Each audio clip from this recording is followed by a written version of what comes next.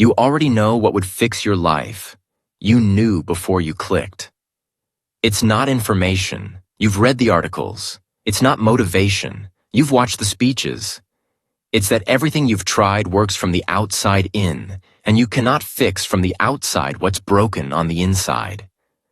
The hacks and routines keep failing you the way paint keeps failing a cracked wall. The crack is in how you see, and you can't paint a lens you're looking through. 35 years ago, one man read every success book America published in 200 years and found the exact moment self-improvement went wrong. He compressed the fix into 7 habits, 40 million copies. Presidents and CEOs built lives on it. So, the whole book, chapter by chapter, over 3 hours, the funeral you'll attend, the goose you're killing, the 4 words that end most arguments. Stay to the end, and you'll know exactly what to do tomorrow morning. Starting with the strangest instruction in the book. Stop trying to change your behavior. Here's where it starts.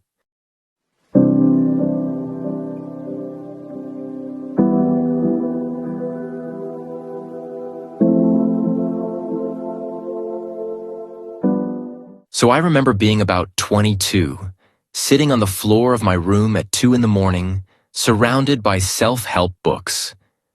I'm not exaggerating. There was a stack of them. Books on confidence, books on body language, books on how to win friends, how to make people like you in 90 seconds, how to negotiate, how to network. And I had this notebook where I wrote down all the tips. Smile more.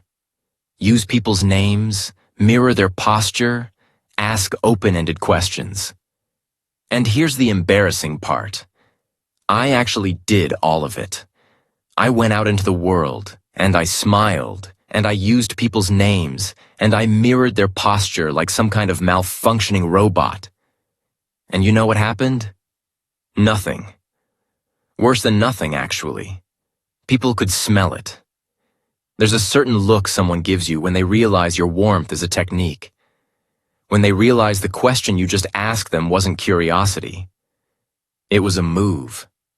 It's a small look, a flicker, and then a door closes somewhere behind their eyes, and it does not open again. I didn't understand what was happening. I was doing everything the book said. I had the tips, I had the tricks. Why wasn't it working? It took me years to understand the answer. And the answer is the entire reason this book exists. Not a chapter of it. The whole thing. Everything else in the next 3 hours hangs off this one idea, so we're going to take our time with it. Let me show you where I finally saw it. There's this man, a teacher, a father, and he has a son. And the son is, by every scoreboard the world keeps, failing. He's behind academically. He can't follow the instructions on a test, let alone pass one. Socially, he's awkward. He's small for his age, uncoordinated. When he plays baseball, he swings the bat before the ball has even left the pitcher's hand. And people laugh at him. Now this father and his wife, they're good people. They love this kid. So they decide to help him. And they do what you and I would do. They go to work on him. They psych him up. Come on, you can do it. We know you can. Choke up on the bat a little. Keep your eye on the ball. And when he shows the tiniest improvement, great job, son. Keep it up. And when other kids laugh at him, the parents step in. Leave him alone. He's just learning. And the son cries. And he says he'll never be any good at anything. And nothing works. Here's the detail that gets me. This father teaches leadership for a living. He teaches communication. He literally trains executives on how to develop people. He is the guy you would call about a struggling kid. And with his own son, everything he knows is failing. So one day, the father is preparing a lecture. He's studying how people perceive things, how two people can look at the same thing and see something completely different. And in the middle of this academic exercise, a thought hits him like a truck. What if the problem isn't my son? What if the problem is how I see my son? He stops, and he makes himself look, really look, at what's underneath all that cheerful encouragement. And what's underneath it is this. Deep down, he and his wife believe their son is inadequate. Behind every "come on, you can do it" is the real message, broadcast on a frequency kids hear perfectly. You are behind. You are a problem. You need to be fixed. The pep talks weren't the medicine. The pep talks were the disease with a smile painted on it. And so the parents did something that sounds like nothing and is actually everything. They stopped trying to fix him. They stopped comparing him to anybody. They decided to see their son as a separate person, fine as he was, on his own clock. They got out of his way. They stopped flinching when he failed, because they no longer needed him to succeed to feel okay as parents. And the boy, slowly, on his own schedule, in his own way, bloomed. Not because of a new technique, because the technique stopped. He started doing well in school, then socially, then eventually at sports. Not because anyone psyched him up. Because for the first time, nobody needed him to. That father was Stephen Covey. And that experience is the seed of this entire book. Now let me name what actually happened there because it has a name. After that experience, Covey did something almost nobody does. He went and read the success literature of an entire country, the United States, going back 200 years. All of it. Every How to Succeed book since 1776. And he found something buried in that reading that, honestly, should be more famous than the 7 Habits themselves. For the first 150 years, almost all of it, Benjamin Franklin's autobiography being the classic, was about building character, integrity, humility, courage, patience, keeping your word. The idea was simple. There are principles that govern how life works, the way gravity governs how things fall, and success means slowly, privately, becoming the kind of person who lives by them. Covey calls this the character ethic. Then, right after World War I, the literature changes. Almost overnight, suddenly success isn't about who you are. It's about how you come across, personality, image, attitudes, behaviors, skills, techniques, how to smile, how to shake hands, how to appear interested, how to get people to like you so you can get what you want from them. He calls this the personality ethic. And that is the aisle of the bookstore I was sitting in at 2 a.m. 100 years of tips and tricks. 100 years of, here's how to seem. Now, is that stuff useless? No. Skills matter. Communication techniques matter. But here's the thing Covey saw, and here's the thing that flickering look in people's eyes had been trying to teach me for years. If your character is off, your techniques don't matter, because people don't deal with your techniques. They deal with you. In the long run, what you are speaks so loudly that people can't hear what you're doing. You can fake a smile once. You cannot fake a smile for 6 months. Your wife knows. Your kids know. Your coworkers know. We radiate what we actually are, constantly, in 10,000 tiny signals no technique can control. Trying to fix your life with personality tricks while your character stays the same is like, you know how a farmer works? Real things grow in real time. Plant, water, wait, harvest. There's no cramming on a farm. You can't skip the spring and double the seeds in the fall. And yet we all try to cram life. Cram a marriage. Cram a reputation. Cram a kid's childhood into the 2 weekends we weren't busy. Covey's image for this is school. And it's the one that made me put the book down for a minute because I was this guy. Did you ever cram? Of course you crammed. Coast all semester, then 48 caffeinated hours before the final, stuff it all in, pass, forget everything by Tuesday. Now try cramming on a farm. Forget to plant in spring, goof off all summer, then work really, really hard in the fall. Around the clock, maximum effort, best equipment, to bring in the harvest. There is no harvest. The farm doesn't care about your effort this week. It only responds to what you did across the whole season. School lets you fake it because school is an artificial social system. You can game rules people made up. A farm is a natural system, and it only pays out on process.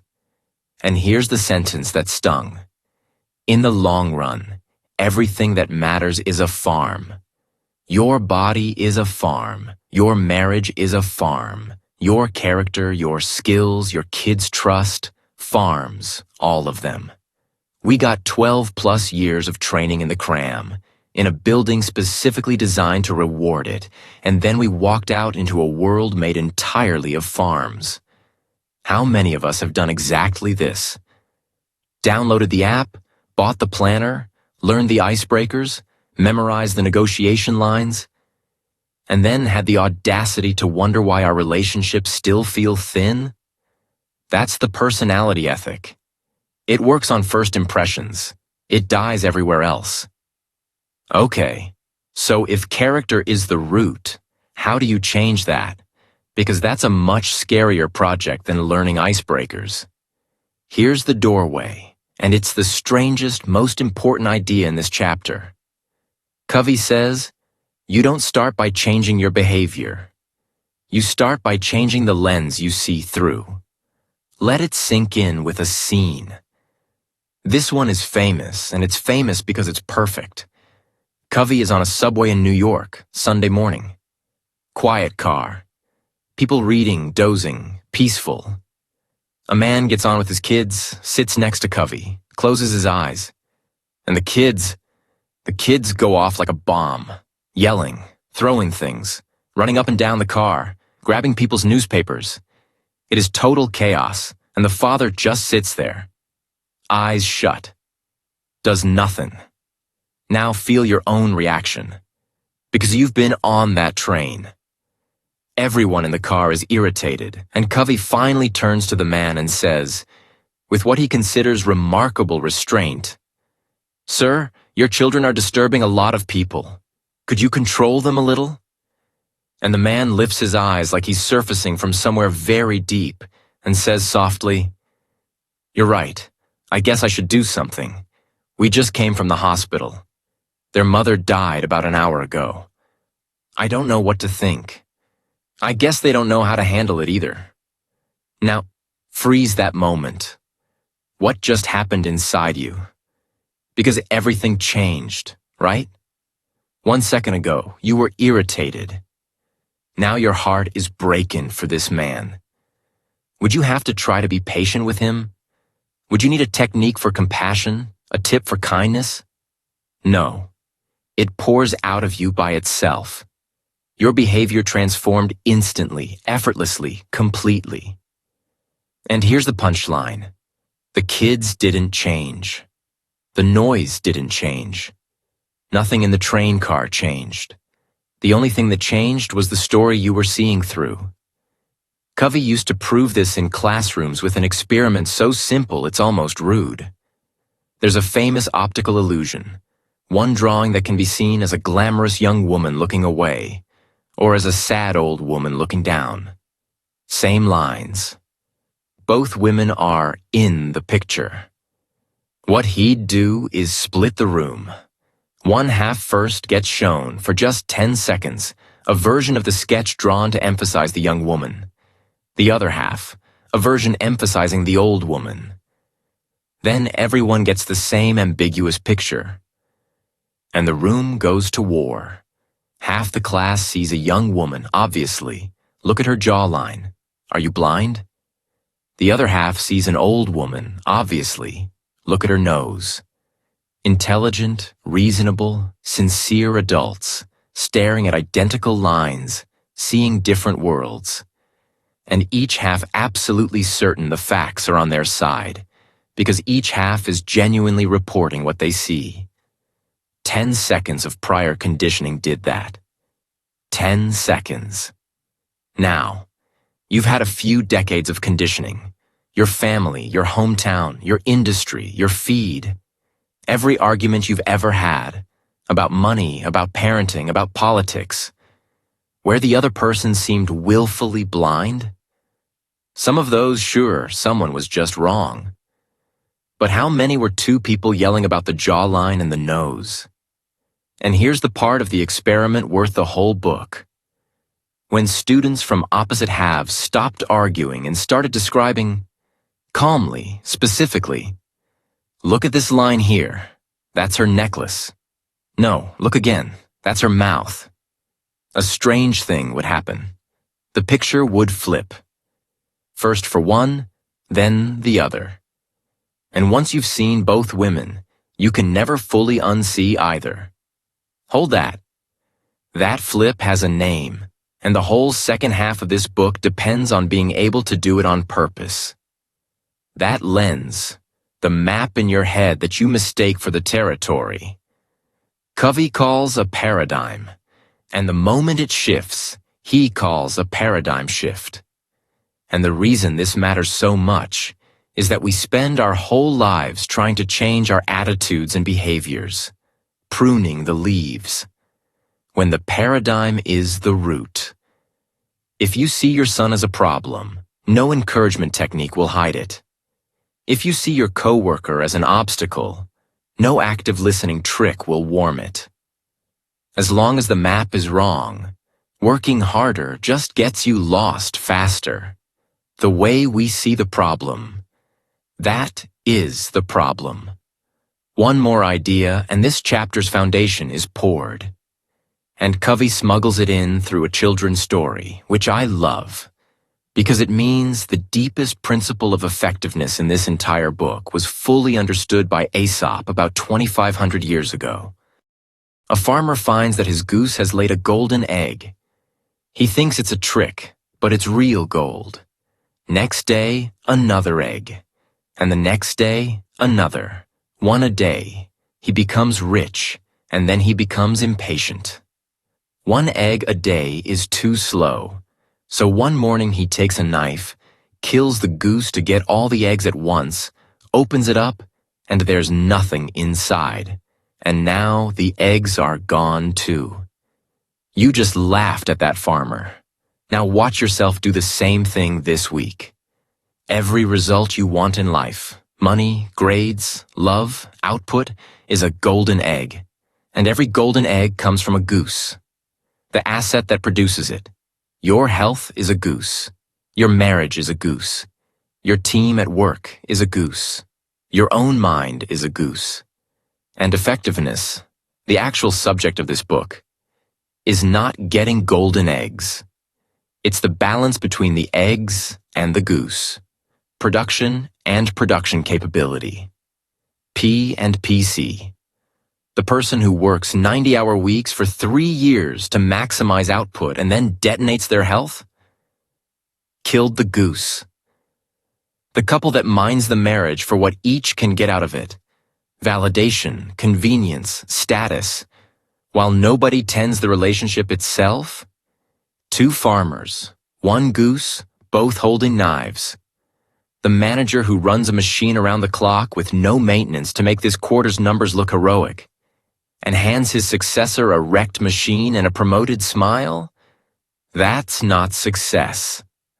That's a slower motion version of the same children's story. And you? Be honest. What's your goose? The body you keep saying you'll take care of after this busy stretch? The friend who always calls you, whose calls you've been returning a little later each time? When did you last make a deposit in anything that pays you daily? That's the frame for everything that follows. Inside out. It means the private victory comes before the public victory. It means you fix the lens before you fix the world. It means if you want to have a better marriage, you become a person who generates positive energy instead of demanding it. And if you want your teenager to be more pleasant, you become a more understanding parent first. Not the other way around. Never the other way around. Every self-help disappointment I've ever had, every technique that curdled, every trick people saw through, was me trying to change from the outside in. Leaves first. Character, never. So this book is 7 habits, but they're not 7 tips. Tips are what I had in that notebook at 2 in the morning. These are 7 paradigms, 7 lenses, arranged in a very deliberate order that we're about to walk through. And the order is the secret, so let's look at the map of the whole thing before we climb.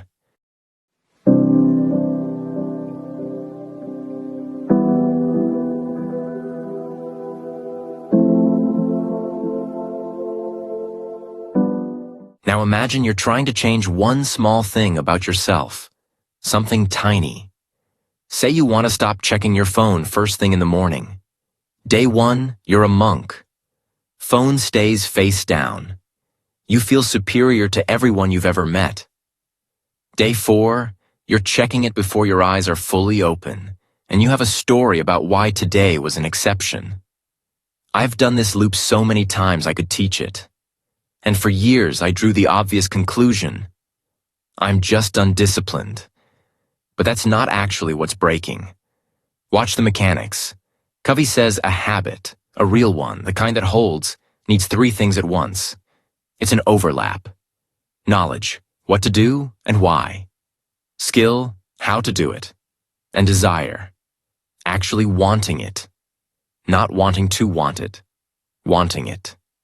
Miss any one of the 3 and the habit collapses. I knew what to do about my phone. I even knew how.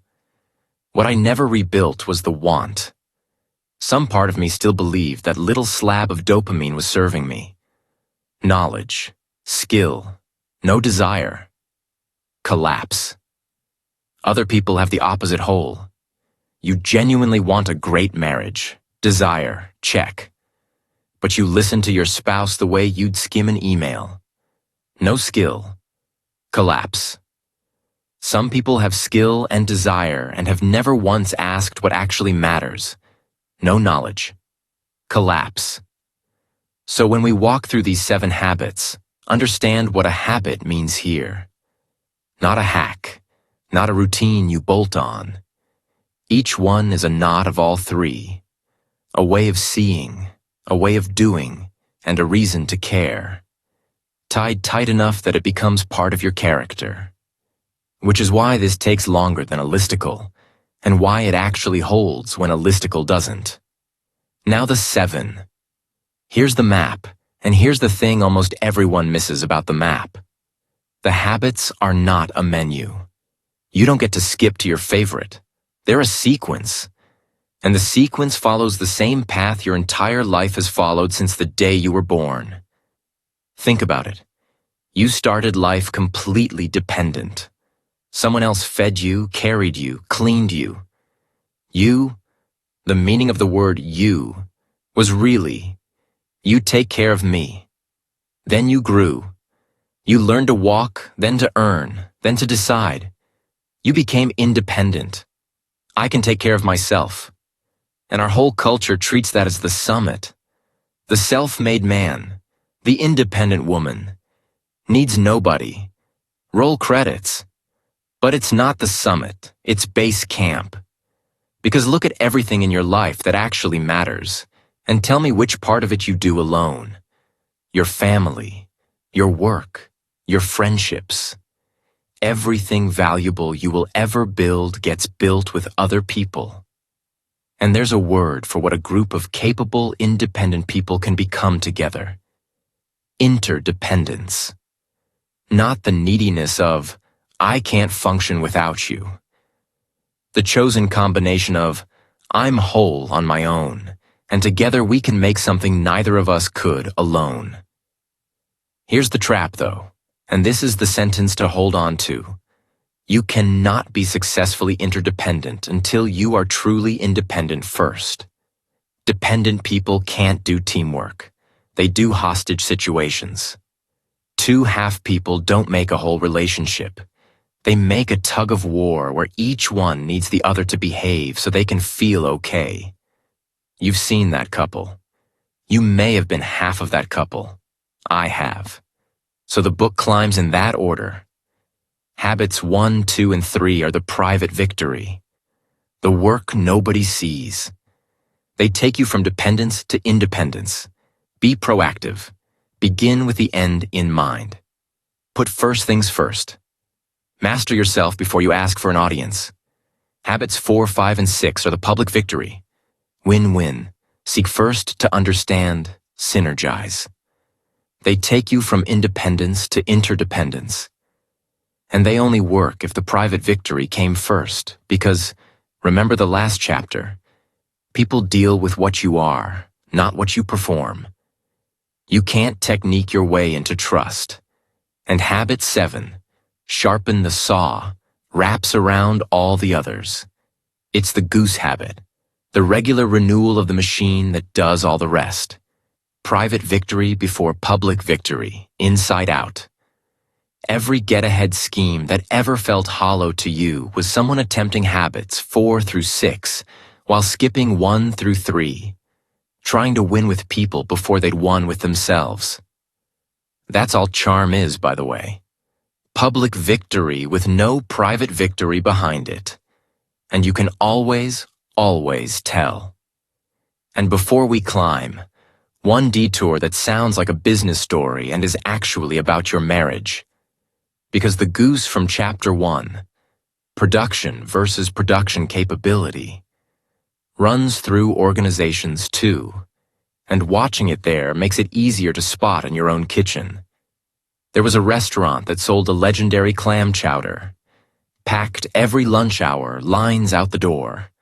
Then the place changed hands, and the new owner looked at the books and had an idea you will recognize. Because it's the farmer's idea wearing a spreadsheet. Water down the chowder. Same price, cheaper bowl. And for a while, this is the seductive part. It worked. Costs down, revenue steady, margins beautiful. The numbers improved.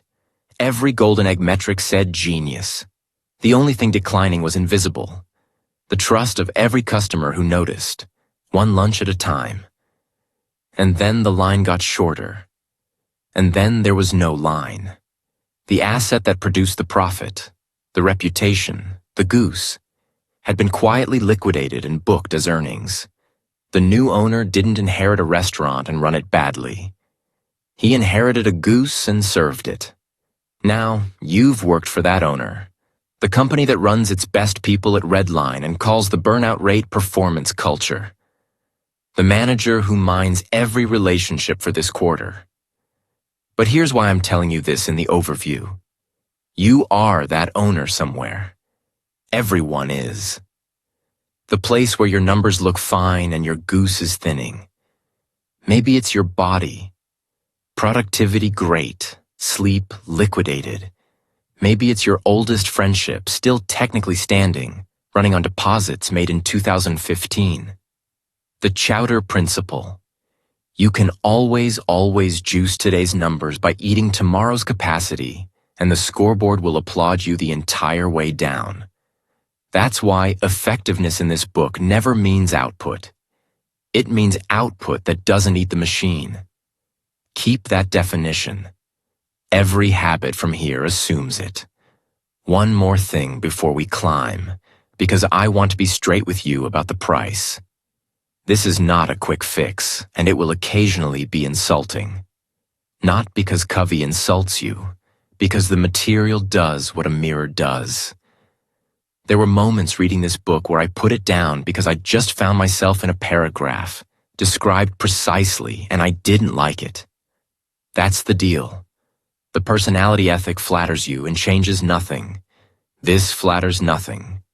And it starts, habit 1, with the heaviest sentence in the entire book. It starts in a Nazi death camp with a man who lost everything, discovering the one thing that cannot be taken.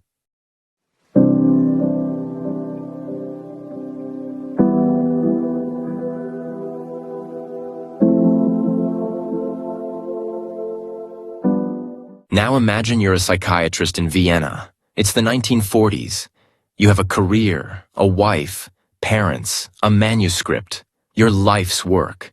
And then, in the space of a season, all of it is taken. You're put on a train.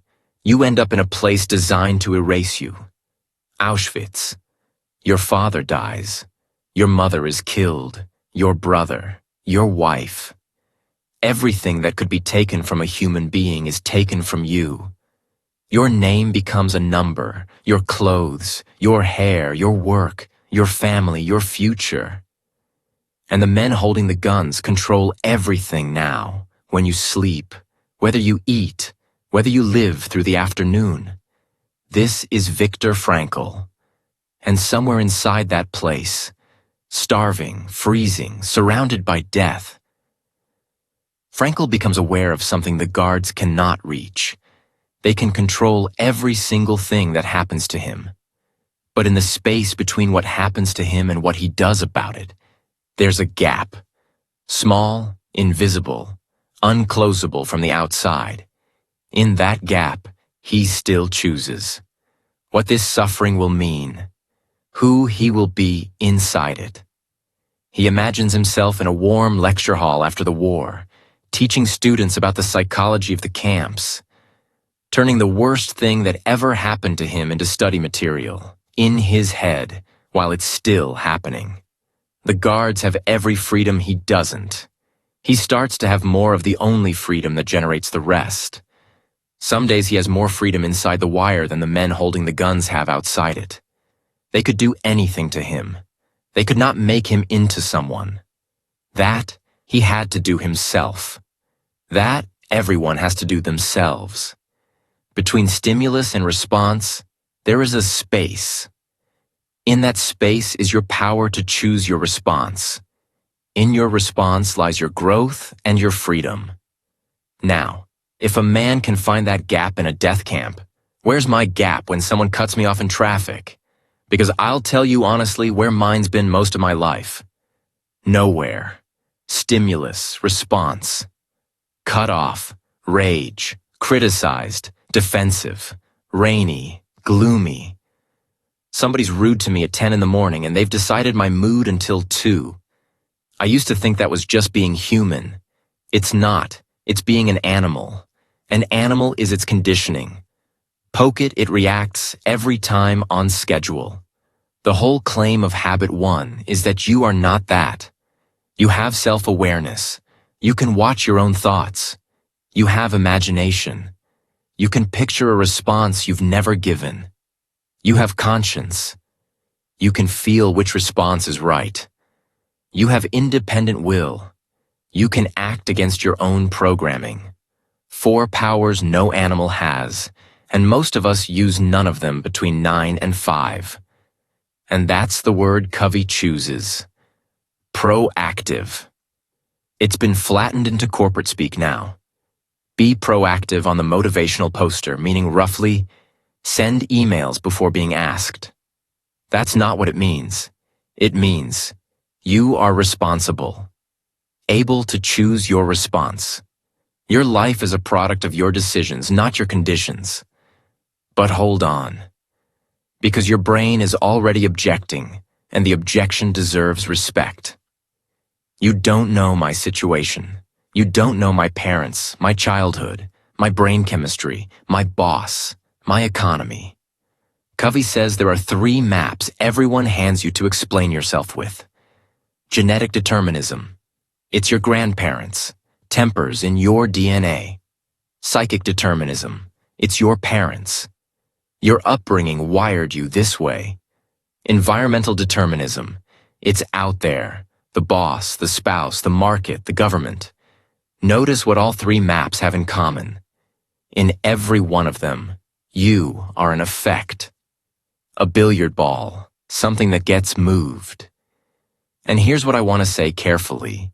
because it's the difference between this idea being profound and this idea being cruel. Those forces are real. Genes are real. Childhood wounds are real. Circumstances are real, and some people's circumstances are brutally unfair. Frankl would be the last man on earth to deny what circumstances can do. The claim is not that conditions don't matter. The claim is that between the condition and your response, the gap is still there. Always. The determinists say the gap is zero. One man in Auschwitz proved it isn't.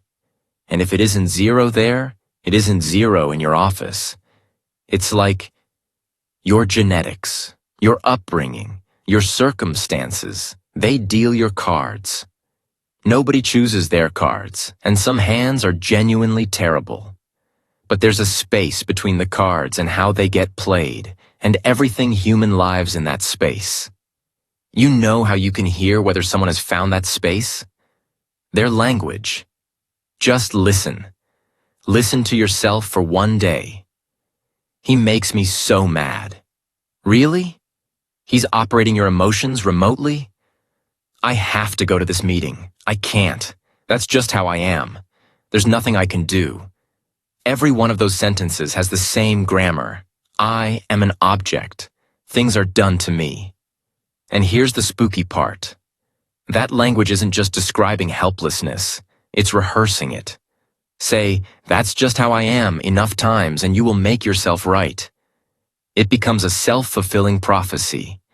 Reactive language is a spell you cast on yourself daily, for free. The proactive versions exist, and they feel different in your mouth. Not he makes me so mad, but I'm choosing anger right now. Which sounds ridiculous precisely because it hands the controls back to you. Not I have to, but I choose to. Not I can't, but I haven't found a way yet. And one more, the one that got me. I got hurt by what they said.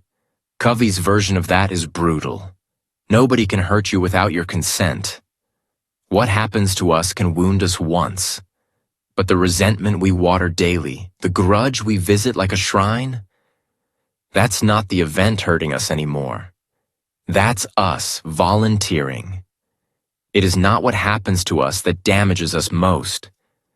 It's our chosen response to what happens to us that does the deep damage.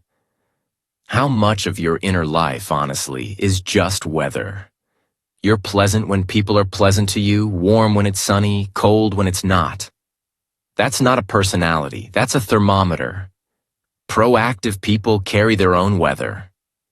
Okay, so where do you actually point this power? Because this is where habit 1 stops being philosophy and becomes a diagnostic tool you can run on yourself tonight. Draw a circle. Inside it, put everything you care about. Your health, your kids, your career, the economy, the climate, the war in the news, what your in-laws think of you, whether your company gets acquired. Covey calls this your circle of concern. Now draw a smaller circle inside it. In this one, put only the things you can actually do something about. Your effort, your words, your skills, what you eat, what you read, how you respond to your kids tonight. This is your circle of influence. Now the diagnostic. Where does your energy go? Not where you'd like it to go. Where does it actually go? Your thoughts in the shower, your conversations at lunch, your 1 a.m. scrolling. Because here's the mechanism, and it works like a ratchet in both directions. Focus your energy on the inner circle, the stuff you can affect. And the inner circle grows. You get more capable, more trusted, more room to move. Focus on the outer ring, the boss's personality, other people's opinions, the news, the past. And your circle of influence shrinks. Partly because you're neglecting it, and partly because all that blaming energy leaks out of you and people can feel it, and they hand less to someone who radiates grievance. The reactive person's giveaway is the word have. If I just had a better boss, if I had a degree from a better school, if I had a more patient spouse, if I had my time again. The proactive person's word is be. I can be more resourceful. I can be more diligent. I can be more loving. Anytime you catch yourself thinking the problem is out there, stop. That thought is the problem, because it disarms you. It hands your steering wheel to something that will never care about your destination. And look, some problems genuinely are outside your influence. The weather, the past, other people's choices. What then? Then the proactive move is the one nobody wants to hear. You change your smile. You accept it, genuinely, not through gritted teeth. And you put your energy where it works. Serenity to accept what I can't change. Courage to change what I can. Wisdom to know the difference. That prayer is habit 1 compressed into one sentence. There's a story in the book I think about a lot. Covey worked with a man whose wife, the man said, didn't love him anymore. The feeling's gone, he said. What do I do? And Covey said, love her. And the guy said, you're not listening, the feeling isn't there. And Covey said, no, you're not listening. Love her, serve her, listen to her, sacrifice for her. Love is a verb. The feeling, love, the noun, is the fruit of the verb. Reactive people make love a feeling and wait to be struck by it like weather. Proactive people know the feeling follows the action. If you want the noun back, do the verb. You just felt something shift on that one, didn't you? That's the whole habit. Love, happiness, motivation, confidence. We treat them all as weather, and they're all verbs. Now 2 edges on this blade, so we're honest about it. Edge 1. Proactivity is not pushiness. It doesn't mean bulldozing people, cold calling harder, being the loud guy who makes things happen. Covey is explicit. Proactive people are not pushy. They're smart, they're value-driven, they read reality, and they know what's needed. The energy is quiet. It's the difference between the person loudly complaining that the team is failing and the person who just quietly becomes the most reliable node in the network until the network reorganizes around them. Edge 2. Freedom to choose your response is not freedom to choose your consequences. You get to pick up either end of the stick, but when you pick up one end, you pick up the other. Choose to skip the training. You've chosen the fitness of a person who skips training. Choose the harsh word. You've chosen its echo in the relationship. And when you've already made a bad choice, and you will, and I do regularly, the proactive move isn't to defend it or ruminate on it. It's to acknowledge it instantly, correct it, learn from it, and move. The mistake is in the outer circle now. It's the past. Your next response to your own mistake. That's still in the inner circle. Success, Covey says, is the far side of failure. And if all of this sounds too big, if reclaim authorship of your entire inner life is a bit much for a Tuesday, Covey gives you the smallest possible version, and I love it precisely because it's so unglamorous. Make a promise, a tiny one, to yourself. Wake up at the time you said, walk for 10 minutes, one phone call you've been dodging, and then keep it. That's the whole exercise. Because here's what's actually happening in that little transaction. Every kept promise to yourself is a deposit in your own account. Evidence, admissible in the court of your own head, that your word means something. And every broken one is evidence for the other side. People who've broken 10,000 tiny promises to themselves. The diet that starts Monday, the gym bag riding around in the trunk like a hostage. They don't have a discipline problem. They have a credibility problem with themselves. They've testified against themselves so many times that when they declare a new intention, Nobody in their own head believes them, and they're right not to. You rebuild it the way all credibility gets rebuilt. Small claims, honored, repeatedly, until your own declarations carry weight again. Make the promise laughably small. Keep it completely. Then a slightly bigger one. That's the gym where the proactive muscle actually gets built. Not in the dramatic moments, in the reps nobody sees.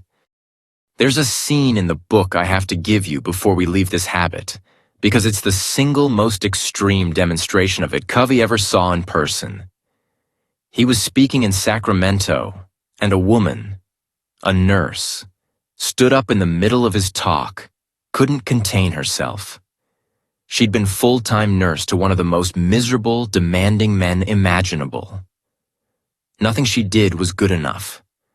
Nothing was acknowledged. He criticized, he complained, he made her life hell. And she was drowning in resentment, the kind that follows you home and sits on your bed. And then in a previous session, she'd heard the Frankel idea, that no one can hurt you without your consent, that she had chosen, somewhere along the line, to hand this man the keys to her inner life. And her first reaction, I find this so honest, her first reaction was rage. At the idea. At Covey. Because if it was true, it meant the misery was partly on her ledger now.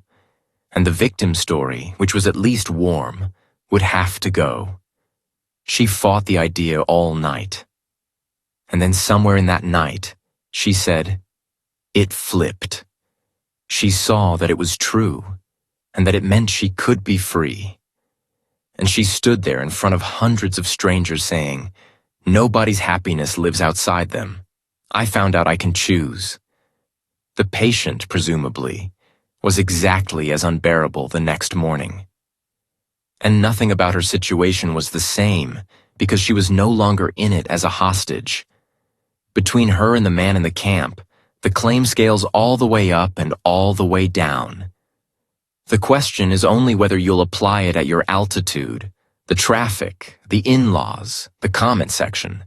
So here's the 30-day test the book actually prescribes, and I dare you to run it. For 30 days, work only on your circle of influence. Make no excuses for anything.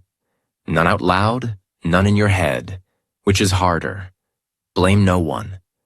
When you screw up, admit it in one sentence and correct it. Listen to your own language like a court stenographer, and every time you hear I have to, he made me, I can't. Catch it and translate it. Be a light, not a judge, a model, not a critic. 30 days. Nobody will even know you're doing it. That's kind of the point. And notice what you have at the end of those 30 days. A self that steers. Which raises a question that habit 1 by itself cannot answer. Steers where? Being the driver of your own life is worthless if you have nowhere to go. And Covey's way of making you answer that question is, I promise you the darkest and most useful thought experiment in any book of this kind. He's going to make you attend a funeral.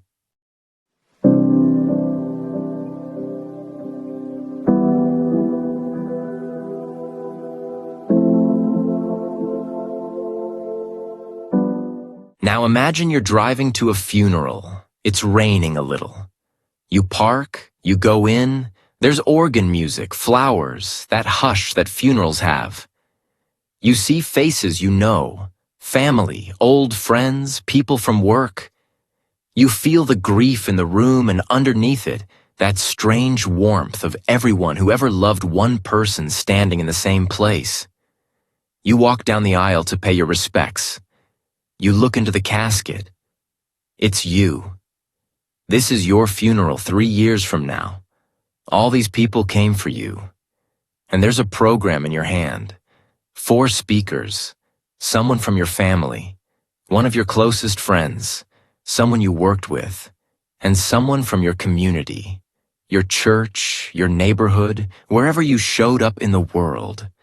Now, here's the question, and don't answer it fast.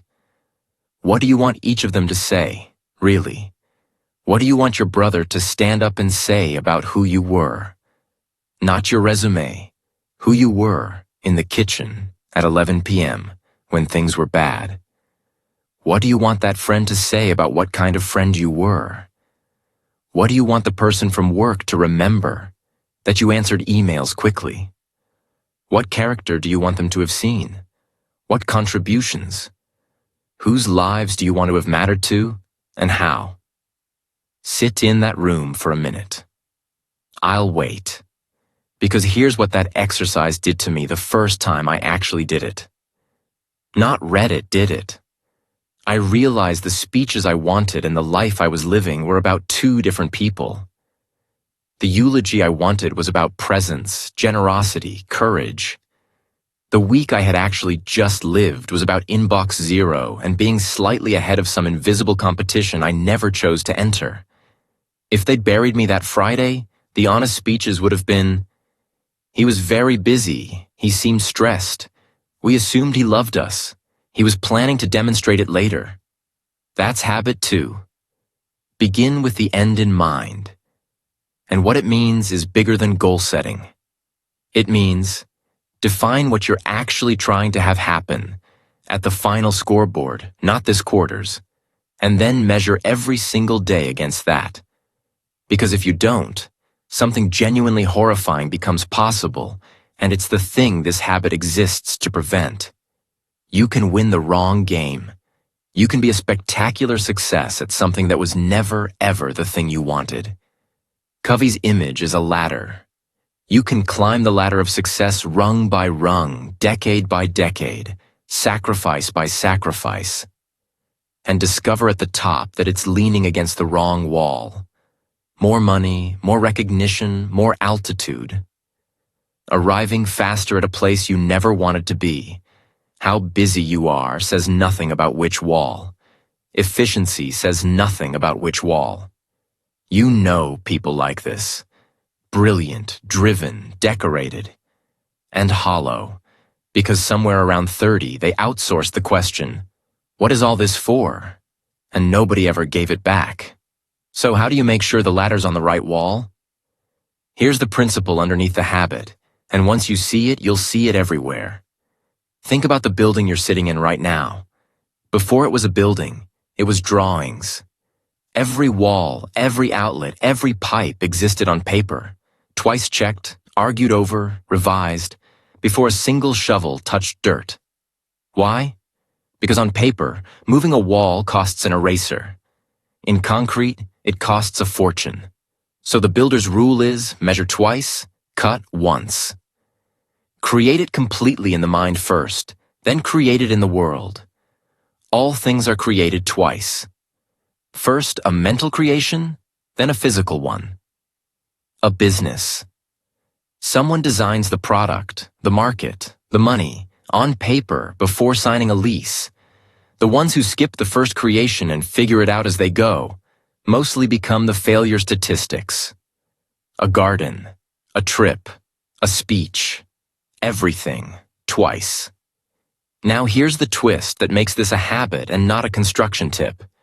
Your life obeys this law whether or not you participate. There is always a first creation. The only question is whether you wrote it. Because if you didn't design the blueprint you're living out, someone did. Your parents' anxieties drew some of it. Your childhood scripts, your company's incentives, your feed's algorithm, advertising, which is nothing but an industry that designs first creations and installs them in you at scale. Skip habit 2 and you don't get a life without a blueprint. You get a life built from other people's blueprints and you're the contractor, working overtime, building it faithfully. Remember habit 1? That was the discovery that you're the creator. Self-awareness, imagination, conscience. Habit 2 is the first creation itself. Habit 1 says, you are the writer, not the script. Habit 2 says, fine, then write. Covey puts it in terms of 2 jobs, and this distinction is worth the price of the book if you lead anything, including a family. Management is doing things right. Leadership is doing the right things. Management climbs the ladder efficiently. Leadership decides which wall. His image. A crew is cutting a road through a jungle. The managers are behind them, sharpening machetes, writing schedules, setting up muscle development programs for machete swingers. Productivity is fantastic. Then the leader climbs the tallest tree, surveys everything, and calls down, "Wrong jungle." And what do the busy, efficient managers yell back? "Shut up, we're making progress." I laughed at that, and then I stopped laughing, because that's most of my 20s in one cartoon. Wrong jungle, record pace. We are, as a culture, in a management golden age. Apps, systems, optimizations, 4-hour this and atomic that, and in a leadership drought. In our own lives, I mean. Everyone's sharpening machetes. Almost nobody climbs the tree. Okay, so, practically, the tool Covey prescribes for the first creation is a personal mission statement, a written constitution for your life.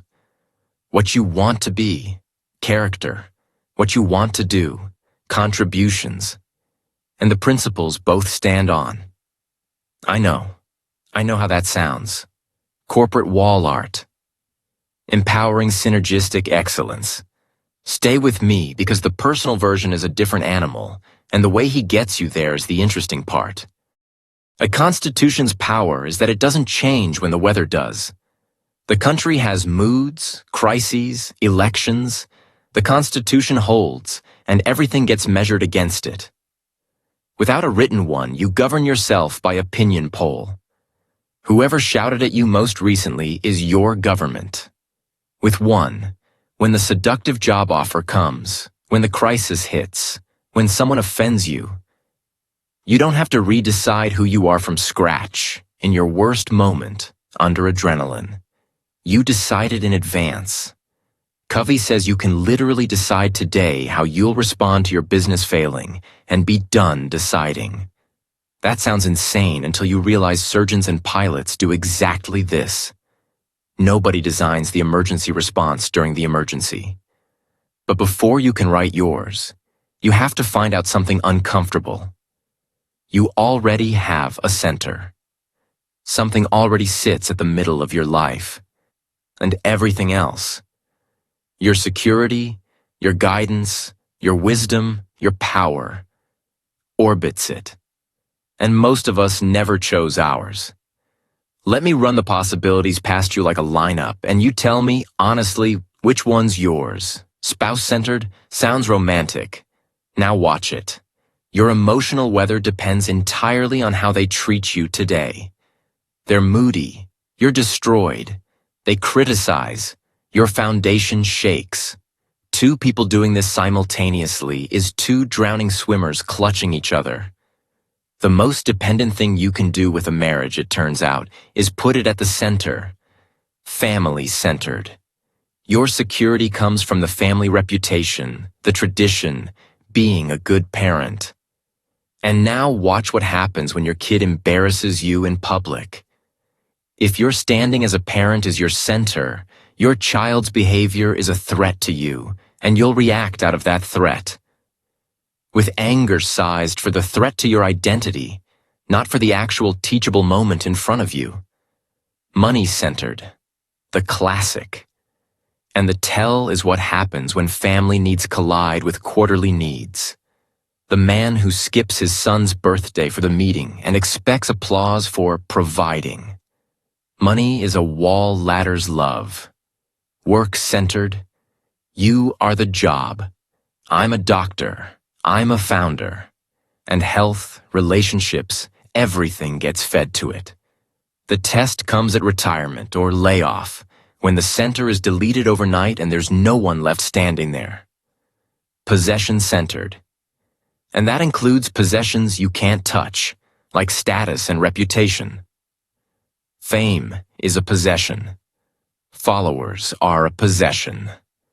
And the security wobbles with every fluctuation of the market you're listed on. Pleasure-centered. The optimizer of weekends.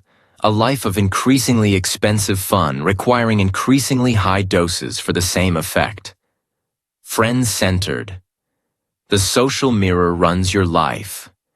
You are whoever the group needs you to be. Enemy-centered. Don't laugh. This one is epidemic and invisible. The ex you're still proven wrong, the rival whose failure you check on, the parent you're still rebelling against at 40.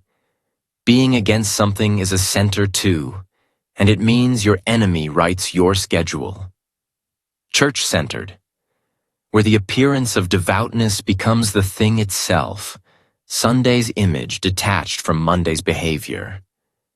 And self-centered, the wellness industrial default, endless harvesting with no producing, a lake with inflows and no outflow, which is the definition of a Dead Sea. Found yours? I found about 3 of mine. They rotate. Here's the common failure in all of them. Each one puts your foundation on something volatile, something that can be moody, fired, stolen, offended, or bored. So Covey's alternative is the only unmovable thing in the lineup. Principle-centered. Put the center on the principles themselves. Fairness, integrity, honesty, service, growth. The deep natural laws from Chapter 1 that don't have moods, can't be fired, can't leave you, and don't care about your PR. Principles don't react to anything. They're the only center that isn't hostage to something outside your circle of influence.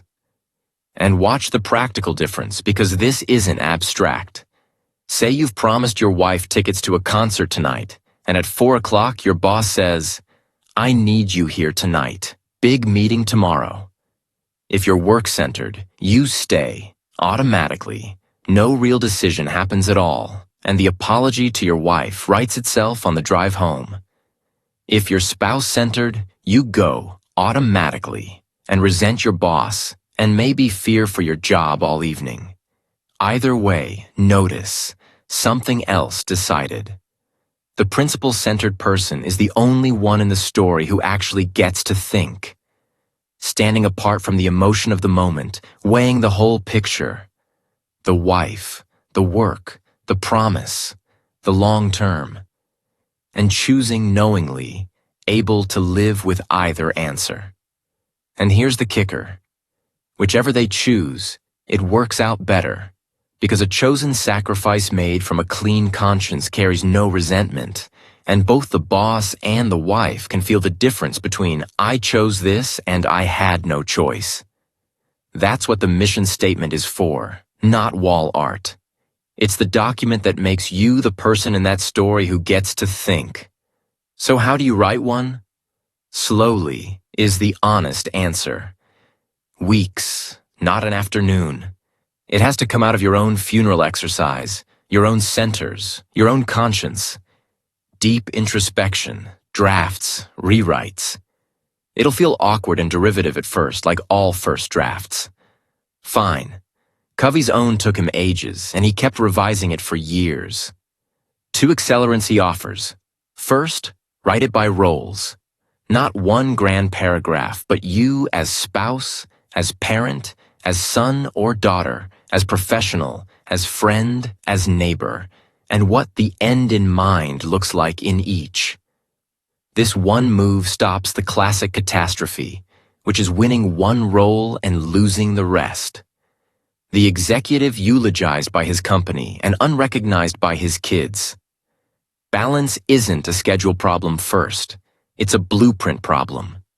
Second, use the same equipment elite performers use. Before the free throw that decides everything, the great ones have already made the shot 1,000 times in their heads.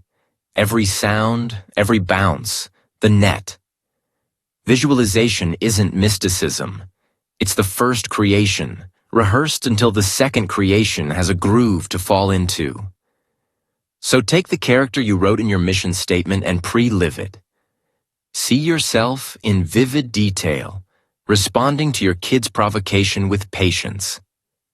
Tonight, before it happens. See yourself making the hard call. You're writing neural programs in advance. Your scripts got installed by rehearsal, mostly other people's. They get replaced the same way, by yours. Because that's the real name for all of this. Rescripting. Habit 1. Discovered the scripts aren't you. Habit 2 writes the new ones. You are the programmer. Now write the program. And rescripting has a patron saint in this book, and the example is so much bigger than personal productivity that it resets your sense of what's possible. Anwar Sadat, President of Egypt. A man who had been raised, schooled, and elected on hatred of Israel, who had personally stoked that script in front of crowds, a script reinforced by war, by dead sons of his own country, by an entire region's history. The deepest scripting a human being can carry. Identity, tribe, grief, and public commitment, all fused. And Sadat, who had learned in a prison cell years earlier to withdraw into his own mind and rework himself, looked at the script and concluded it was leading his people nowhere and rewrote it. Went to Jerusalem, addressed the Knesset, the parliament of the enemy, and opened the process that became peace, knowing it would likely cost him everything, which eventually it did. Now, whatever you think of the politics, watch the mechanics. If a man can rescript that, hatred with a body count, sworn in public, braided into who he was, then the story that you're just not a morning person, or bad with money, or not the kind of person who could run a business, is not a fact about you. It's a paragraph. Paragraphs get rewritten by whoever holds the pen, and Habit 1 already established who's holding it. One more tool before the drawer problem, because families and teams need first creations too. And Covey's practice here quietly fixed something in his own house. A family mission statement, written by everyone, including the kids, over months of what he cheerfully admits were messy discussions. What kind of home do we actually want people to walk into? What do we want to be for each other? Theirs ended up centering on things like faith, order, contribution, and, the phrase I remember, a place of happiness and refuge. And then it goes on the wall, and here's where it stops being decoration. The next family blow-up, someone, often a kid, kids are merciless constitutional lawyers, points at the wall. Is this a place of refuge right now? The document does the confronting, so no person has to. Same with a team, a company, a marriage. The argument stops being your standards versus my standards. It's both of us versus the standard we wrote together, back when we were calm. A constitution you co-wrote is the only criticism nobody can call unfair. But a program nobody runs is a poem. And I'll be honest with you. This is where I have historically fallen down, and where almost everyone falls down. The mission statement in the drawer. The funeral clarity that lasted 9 days. The vision, unscheduled, quietly starved to death by the phone and the inbox and everyone else's urgencies. Which is exactly why the next habit exists. Habit 2 decides what first things are. Habit 3 is the war. And it is a daily, hourly war, to actually put them first.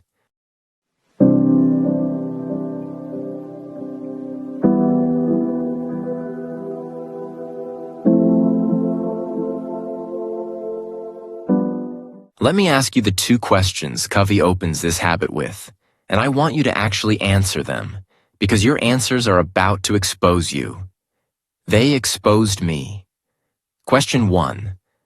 What is the one thing you could do, you're not doing it now, that if you did it regularly, would make a tremendous positive difference in your personal life?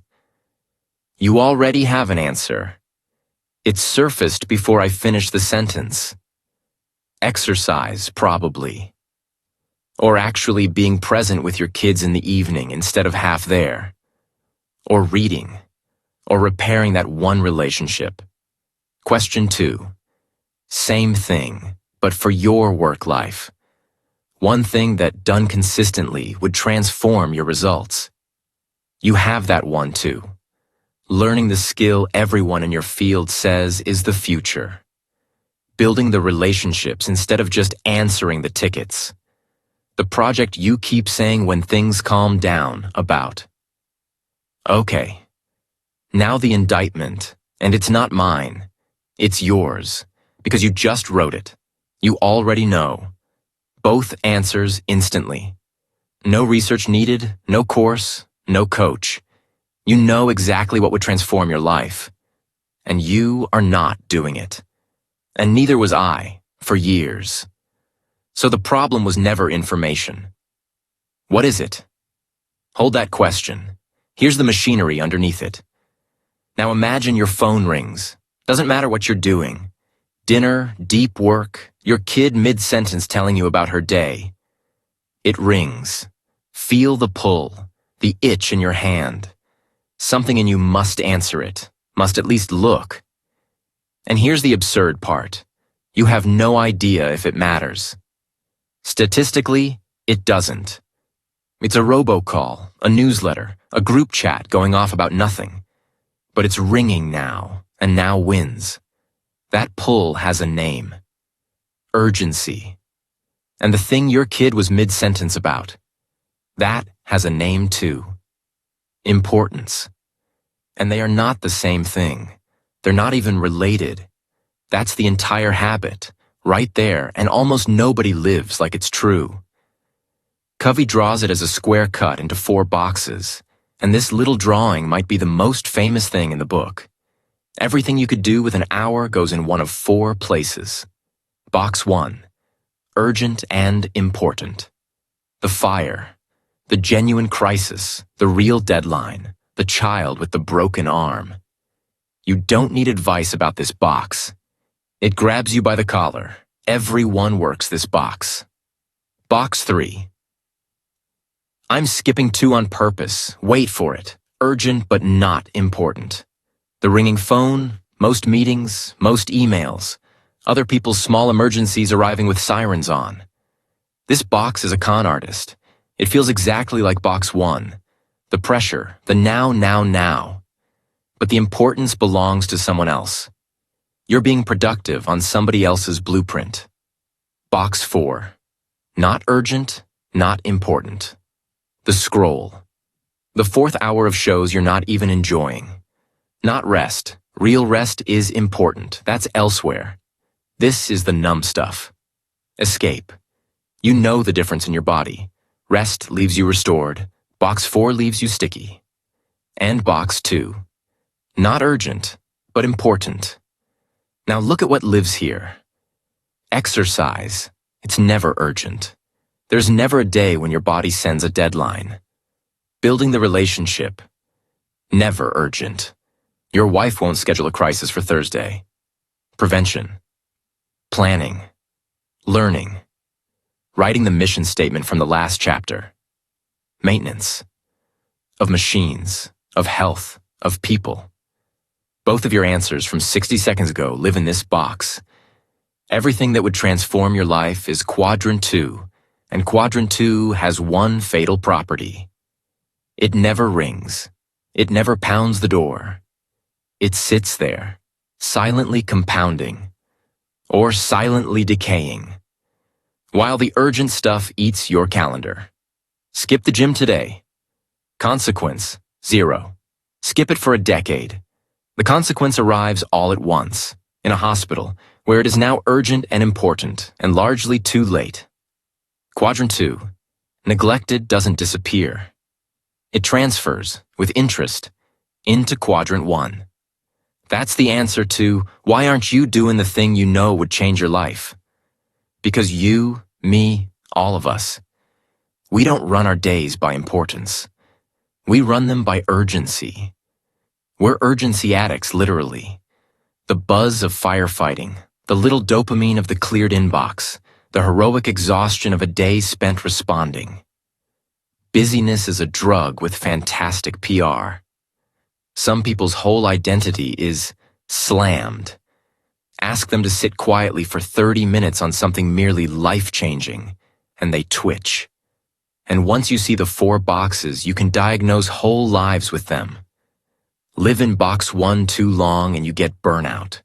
Crisis, collapse, recover, next crisis. A life of whiplash.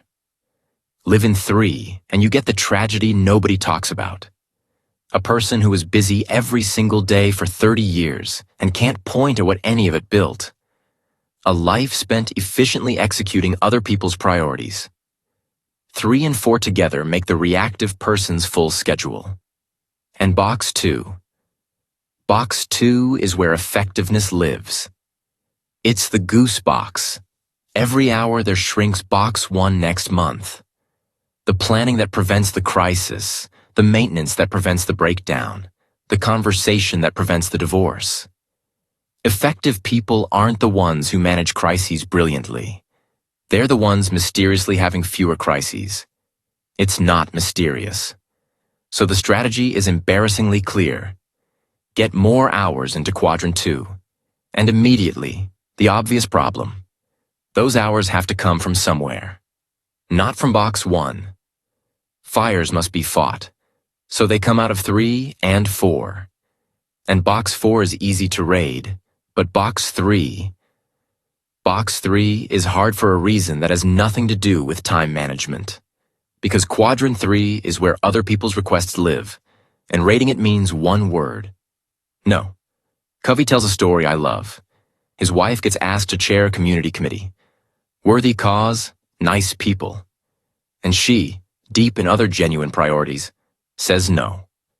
Politely, warmly, firmly, no. And the asker sighs and says, "Fine. Will you serve on the committee then?" And she says no again. It reads like nothing. It's everything. Because you have to understand what makes saying no possible at that level, with that little guilt. She wasn't saying no to the committee. She was saying yes to something else, so loudly settled inside her that the committee never stood a chance. And before you tell me you can't say no because of your particular boss, your particular office, Covey has a story for you, and it's my favorite piece of quiet rebellion in the book. A woman working under an impossible manager, drowning in quadrant 3 assignments, urgencies flowing downhill onto her desk daily. She didn't quit, didn't fight, didn't martyr herself into resentful compliance. The 3 standard moves. Instead, she started working her circle of influence. Remember habit 1. She'd bring the boss the assigned urgent thing. Done. And with it, unasked, the quadrant 2 analysis of what was coming next. What could prevent the next fire? What actually mattered underneath the request? Deposits in his currency. Preparedness. And slowly the strangest thing happened. The boss started routing decisions through her judgment, not just her hands. Her circle of influence grew until she was, in every way that mattered, setting the agenda she used to be buried by. Same title, same impossible boss. The lesson isn't hustle harder. It's that "I can't control my schedule, my boss controls it," is very often a reactive sentence wearing a realistic costume. And the person who brings judgment instead of just compliance eventually gets handed the calendar. That's the secret of no. And it's why habit 3 cannot exist without habit 2. You don't get good at saying no by hardening. You get good at it by having a burning yes. People who can't say no don't have a time problem. They have a blueprint problem. Their priorities are so vague that any confident stranger's priorities can outrank them. And here's the line of Covey's that should be carved over every office door. The enemy of the best is the good. You are not defending your calendar from bad things. Bad things are easy to refuse. You're defending it from good things, good committees, good meetings, good opportunities. An endless parade of good things that will consume every hour of your one life and leave the best unbuilt. If your week is full of good things you never chose, you didn't schedule your priorities. You prioritized your schedule. By the way, if you've ever wondered why every planner you've bought has failed you, Covey has the autopsy, and it's a tidy little history lesson. Time management, he says, has gone through 4 generations, and you've personally owned products from at least 3. First generation, notes and checklists. Capture everything, cross things off. The list has no opinion about what matters. The dry cleaning and your marriage get equal billing, and whatever's easiest gets crossed off first, which is why list people end days with 11 small things done and the one real thing untouched. Second generation, calendars and appointments.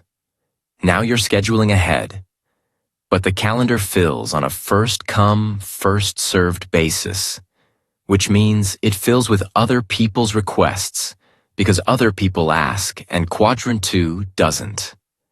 Third generation, prioritization. Rank everything. A1, B2, set goals, optimize the daily plan. Sounds like the answer, and here's its dirty secret.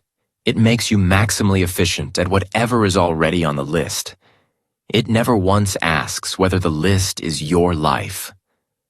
Third generation people are the wrong jungle machete champions. They also, notably, start scheduling people like objects and efficiencying their own relationships, which is why so many hyper-organized lives feel weirdly airless. And so people burn out on the tools and throw the whole thing away, back to vibes. The fourth generation, this habit, barely manages time at all. It manages you. Preserve the relationships, accomplish the results, keep the blueprint in charge, and let the schedule serve. The planner was never the problem. The planner just had no idea who you were trying to become. How could it? You'd never written that down anywhere. Practically, Covey's tool is weekly, not daily. Daily to-do lists optimize the wrong thing. They make you efficient at whatever already landed on the list, prioritizing the debris of the week. Instead, once a week, 30 minutes Sunday works, you sit down with your mission statement and your roles. Remember roles from Habit 2? Parent, spouse, professional, friend, self. For each role, you pick 1 or 2 quadrant 2 goals for the week, not 17, 1 or 2. And you put them into the calendar first, as appointments, before the week fills. Big rocks in the jar before the gravel. You don't find time for quadrant 2. There is no findable time. The urgent eats it all. You appoint it and then defend the appointment like it's a meeting with your CEO. Because remember whose blueprint this is. It's a meeting with someone more important than your CEO. And when the week then punches you in the face, it will, Tuesday usually, the weekly view is what lets you adapt without capitulating. You move the appointment, you don't delete it. There's a scheduling conflict, and one party to the conflict is your own life, and for once, it has representation. One warning label, because Covey puts it there himself, and it's the part the productivity industry always forgets. The point of all this discipline is people, and people are not appointments. You can't be efficient with your daughter mid-crisis. Think effectiveness with people, efficiency with things. When a human moment collides with your beautiful schedule, the schedule is the servant, not the master. Subordinate your calendar to your compass, not the reverse. The system exists, so the first things happen. And the first things were never the system. Now, the last piece of this habit, and it's the bridge to the entire second half of the book. Because there's one more place to get hours from, bigger than boxes 3 and 4 combined. Other hands. delegation. And Covey teaches it through the best story in the book. This one's worth slowing down for. Covey decides to delegate the lawn to his 7-year-old son, and he sets it up carefully. Look, son, see the neighbor's yard? That's what we're after. Green and clean. Green. How you get it green is entirely up to you. Hose, bucket, spit, your choice. Clean. That means the paper and junk picked up. And here's who your boss is. You, not me. You're the boss of yourself. And I'm not the boss. I'm your helper. When I have time, you can direct me. And who's the judge? You are. You judge yourself, and your standard is right next door. Green and clean. 2 weeks of this training, walking the neighbor's lawn, feeling the difference. The son solemnly accepts. Big job, son. Deal. Saturday. The kid does nothing. Sunday, nothing. Monday, Tuesday, nothing. The yard is turning yellow, there's picnic garbage on it, and Covey, watching his son across the street playing, is about to detonate. Everything in him wants to seize the controls, get out there and pick that up now. And he knows, this is the moment. He can get the golden egg that way. 1 barked order, 1 obedient kid, 1 clean lawn by sunset. And the goose, the kid's ownership, the whole point, dead on arrival. He'd be getting the lawn and killing the agreement. So instead, he bites through his own tongue, waits until it's casual, and asks, "Hey, son, how's it going with the job?" "Fine, Dad." Silence. Then, at dinner, "Anything I can do to help?" And the boy squeaks, "Is it really my job, Dad? Really?" And "Yes, son, really, your job, your call." And the kid says, "Then, will you help me? That was the request, that's all." And out they go, and the son directs, and the father picks up trash where he's told to, on his son's orders. And from that evening on, the lawn was the boy's. He guarded it. He ran it. The father never nagged once because there was nothing to nag. The agreement was doing the supervising. Years later, Covey did the same thing with much bigger stakes and much bigger people. He was trying to be both a university teacher and a writer, and his time was being eaten alive by exactly the quadrant 3 stuff we've been talking about. So he hired an assistant and delegated the way most of us delegate.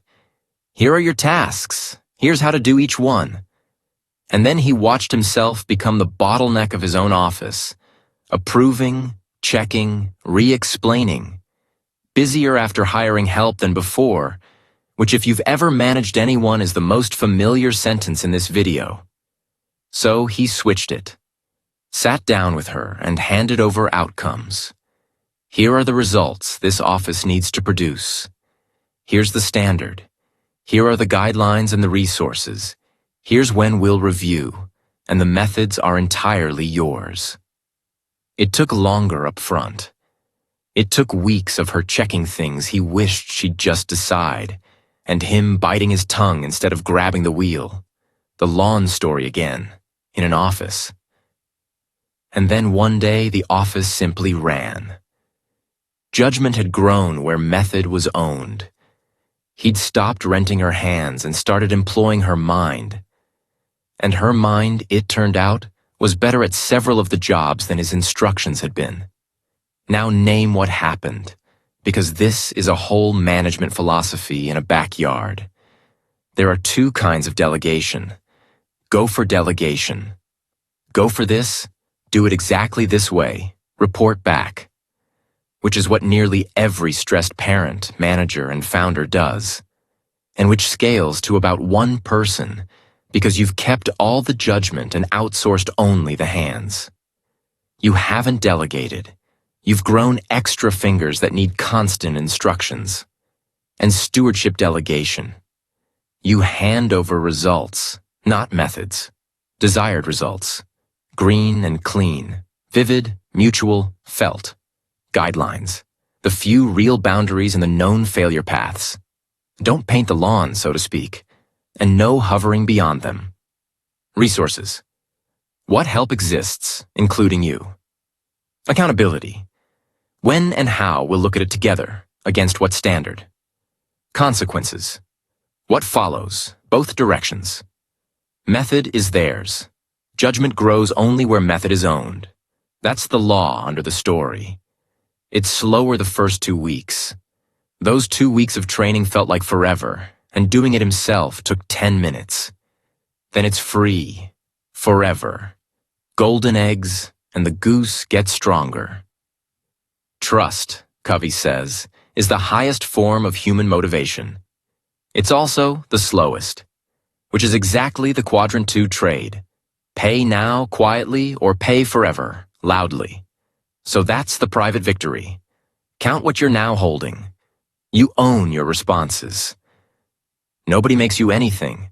That's habit 1. You've written the blueprint. You know which wall your ladder's on. That's habit 2. And your weeks are slowly reorganizing around what you actually decided matters. That's habit 3. That person, self-governing, self-directed, self-supervising. That's independence. That's the summit the whole self-help industry sells. And now I get to tell you it's base camp, because everything you want that's bigger than you, the marriage, the family, the team, the company, the movement, happens with other people. And with other people, a whole new physics kicks in, with a currency most of us have been quietly going bankrupt in for years without checking the balance even once. That's where we're going next.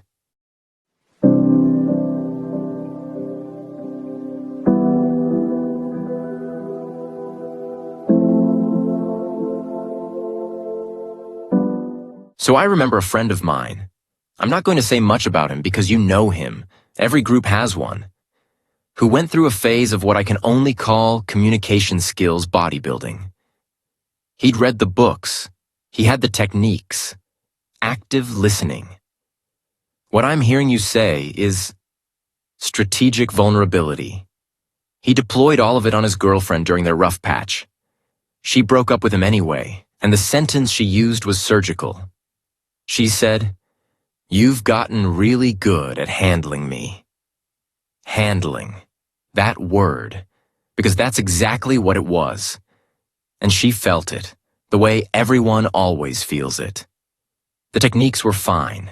The account they were drawn on was empty. Covey opens the public victory half of the book by slamming a door, and I want to slam it too before we touch a single people skill. You cannot be successful with other people if you have not paid the price of success with yourself. There's no shortcut where you skip the private victory and charm your way through the public one. That's the personality ethic again. Trying to harvest a field you never planted. If your independence isn't real, every relationship technique you learn becomes manipulation with better vocabulary. And people have flawless radar for it. Not because they catch you in the act, because over time, what you are leaks through everything you do. You can't talk your way out of problems you behaved your way into. Okay, door slammed. Now the metaphor that carries the next 3 habits, and honestly, of all the mental models in this book, this is the one I use most.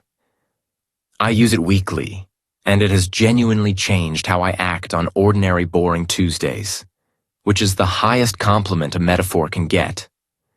Every relationship you have is a bank account. Not money, trust, an emotional bank account. And every interaction you ever have with a person is either a deposit or a withdrawal. Courtesy, honesty, kindness, a kept promise, deposits. Discourtesy, disrespect, cutting them off mid-sentence, the broken commitment, the sarcasm that was technically a joke. Withdrawals. And the balance in the account is the relationship. High balance and communication is easy, instant, almost wordless. You can even screw up, say the wrong thing, and the reserve covers it. The relationship shrugs. Low balance, overdrawn, and every word gets audited. You're walking on eggshells, measuring sentences, and the smallest slip triggers a war, because there's no trust to absorb it. You know exactly which of your relationships are which. You can feel the balances from here. Now 3 properties of these accounts that regular banks don't have, and each one indicts somebody. Probably us. 1. The biggest accounts need the most constant deposits, not the least. Marriage, kids, old friends. We assume it's the opposite. The old relationship is safe, so it can coast while we spend our courtesy on strangers and clients. But standing accounts have standing expectations. The people you live with, you interact with constantly, and old deposits evaporate. You know how you're polite all day at work, patient with idiots, gracious under provocation. And then walk through your own front door and hand your family the leftovers? The people holding your biggest accounts get your smallest deposits. That one's mine, by the way. I'm not describing you. I'm confessing. 2. There are no shortcuts and no lump sums. You can't neglect an account for 10 years and fix it with one grand gesture. One vacation, one dramatic apology, one expensive gift. Trust compounds like interest. Tiny, regular, boring deposits over long time. The farm again, not the cram. 3. With the overdrawn account, rebuilding is agonizingly slow and still works. Covey talks about the parent of a teenager where the account is so deep in the red that every sentence is heard as an attack. The temptation is to give up. He's impossible. But deposits into a hostile account still count. They just clear slowly and get tested for authenticity first. Which is fair. You spent years earning the audit. So, what counts as a deposit? Covey lists 6 major ones, and notice as we go how not one of them is a communication technique. They're all character with skin on, understanding the individual. This is the master deposit, and it hides a trap. A deposit is only a deposit if it's a deposit to them. You can work overtime showing love in your currency, fixing their problems, buying the gifts, doing the stuff you'd want, while their account registers nothing, because what they needed was for you to sit down and listen. Covey's rule: what matters to the other person, treat as mattering as much as the person matters to you. His story: a father takes his son to the ball game. But the deposit wasn't baseball. On the drive, the son wanted to talk, and the father just listened. Hours. The trip cost money, the deposit was free, and it wasn't the trip. Attending to the little things. In relationships, there are no little things. The forgotten small courtesy and the remembered one are both enormous, because people read little things as samples of your heart. The barked answer when they interrupted your focus. You filed it under nothing. I was busy. They filed it under what he's really like when he's not performing. Keeping commitments. Break one promise. 1. And it doesn't subtract one promise's worth of trust. It poisons the category. Every future promise now trades at a discount. They hear your commitments and quietly append. Maybe. Which is why Covey treats promises like uranium. Make them rarely, keep them absolutely, and if the genuinely impossible happens, go to the person and explain and ask to be released. But never just let it silently slide. Clarifying expectations. This one's sneaky, because the withdrawal happens without either side doing anything wrong. Almost every conflict, at work, in marriage, traces to expectations that were ambiguous, or worse, assumed. Whose job was it? What does helping around the house mean? What did we each think partner meant? Nobody said. Both assumed. Both are now betrayed by a contract that was never written. The deposit is having the awkward conversation up front. putting every expectation on the table when it's cheap, instead of discovering them in the wreckage when it's not. Showing personal integrity. And here Covey gets specific in a way that stung me. Integrity to the people present is mostly measured by your loyalty to the people absent. When you sit with someone trash-talking whoever isn't in the room, you think you're bonding. But watch the listener's ledger. They're learning, in real time, exactly what you do with people's names when they leave. The gossip buys you a warm minute and costs you the account, because everyone now correctly assumes their own name gets the same treatment.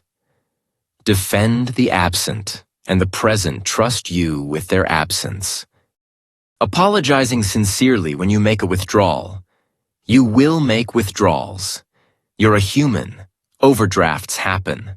The deposit hiding inside the withdrawal is the fast, full, unqualified apology. I was wrong, I embarrassed you, no excuse appended.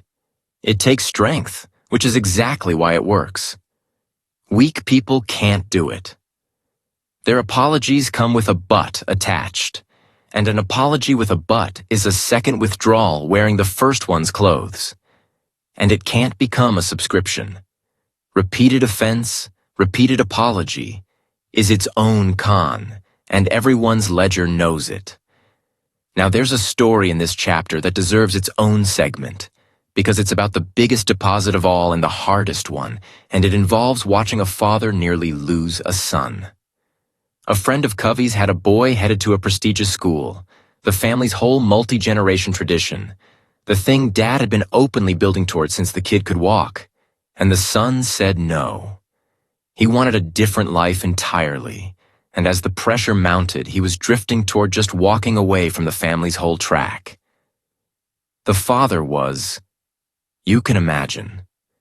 This wasn't rebellion against a rule. It felt like rebellion against the family itself. And the father fought it exactly the way you'd fight it. Argued, persuaded, laid out the case, escalated. Every argument was a withdrawal. The boy dug in harder, because listen, when your options are comply or exist, people choose existing every time, even at terrible cost.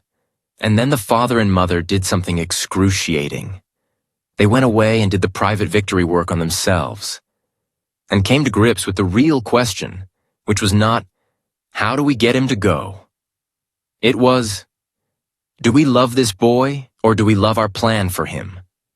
And they chose, genuinely, all the way down, prepared to lose the outcome, to love him without condition. Not as a tactic. That's the trap here. Conditional love with a patient smile is still conditional, and kids can smell it through walls. They sat down with him and meant it. Your life is yours. We're for you either way. The tradition is our thing, not your debt. And they let go. And the boy, free now, with nothing to push against, nobody to defend his identity from, actually looked at the decision for the first time. Not the war, the decision. And he chose to go. His own reasons, his own timing. You can read that as a happy accident. It isn't. When you give a person unconditional love, you give them the safety to stop spending everything on defense.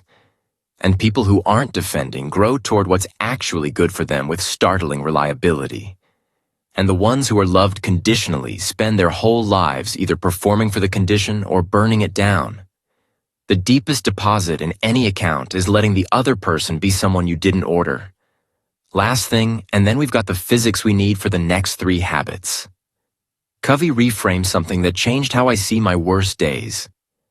When you're interdependent with someone, their problems stop being interruptions. A kid who comes to you with something trivial and annoying at the worst possible time, that's not a tax on your evening. That's the account, open, in front of you, asking for a deposit. Every problem in a relationship is a chance to build the relationship. P problems are PC opportunities, in the Goose language. The parents who treat every small crisis as a nuisance end up 15 years later with teenagers who bring them nothing at all. The accounts didn't close in one day. They closed at closing time, every day, quietly, for years. So, you're carrying accounts.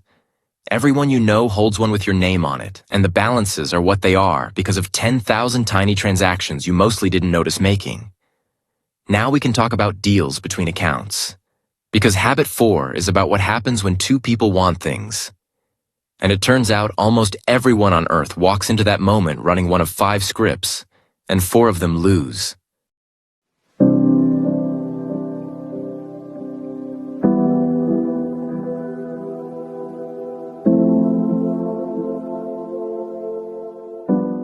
Now imagine you're a big company executive, and you've got a morale problem. Your managers won't cooperate. They hoard information, they undercut each other, they protect their own turf while the company bleeds. So you bring in a consultant, Covey as it happens, and you tell him, the problem is these selfish people. Fix them, train them to cooperate. And as you're explaining this, the consultant notices something on the wall of your office. A curtain.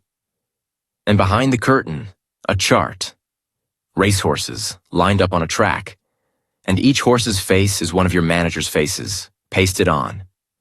At the finish line, a poster of Bermuda.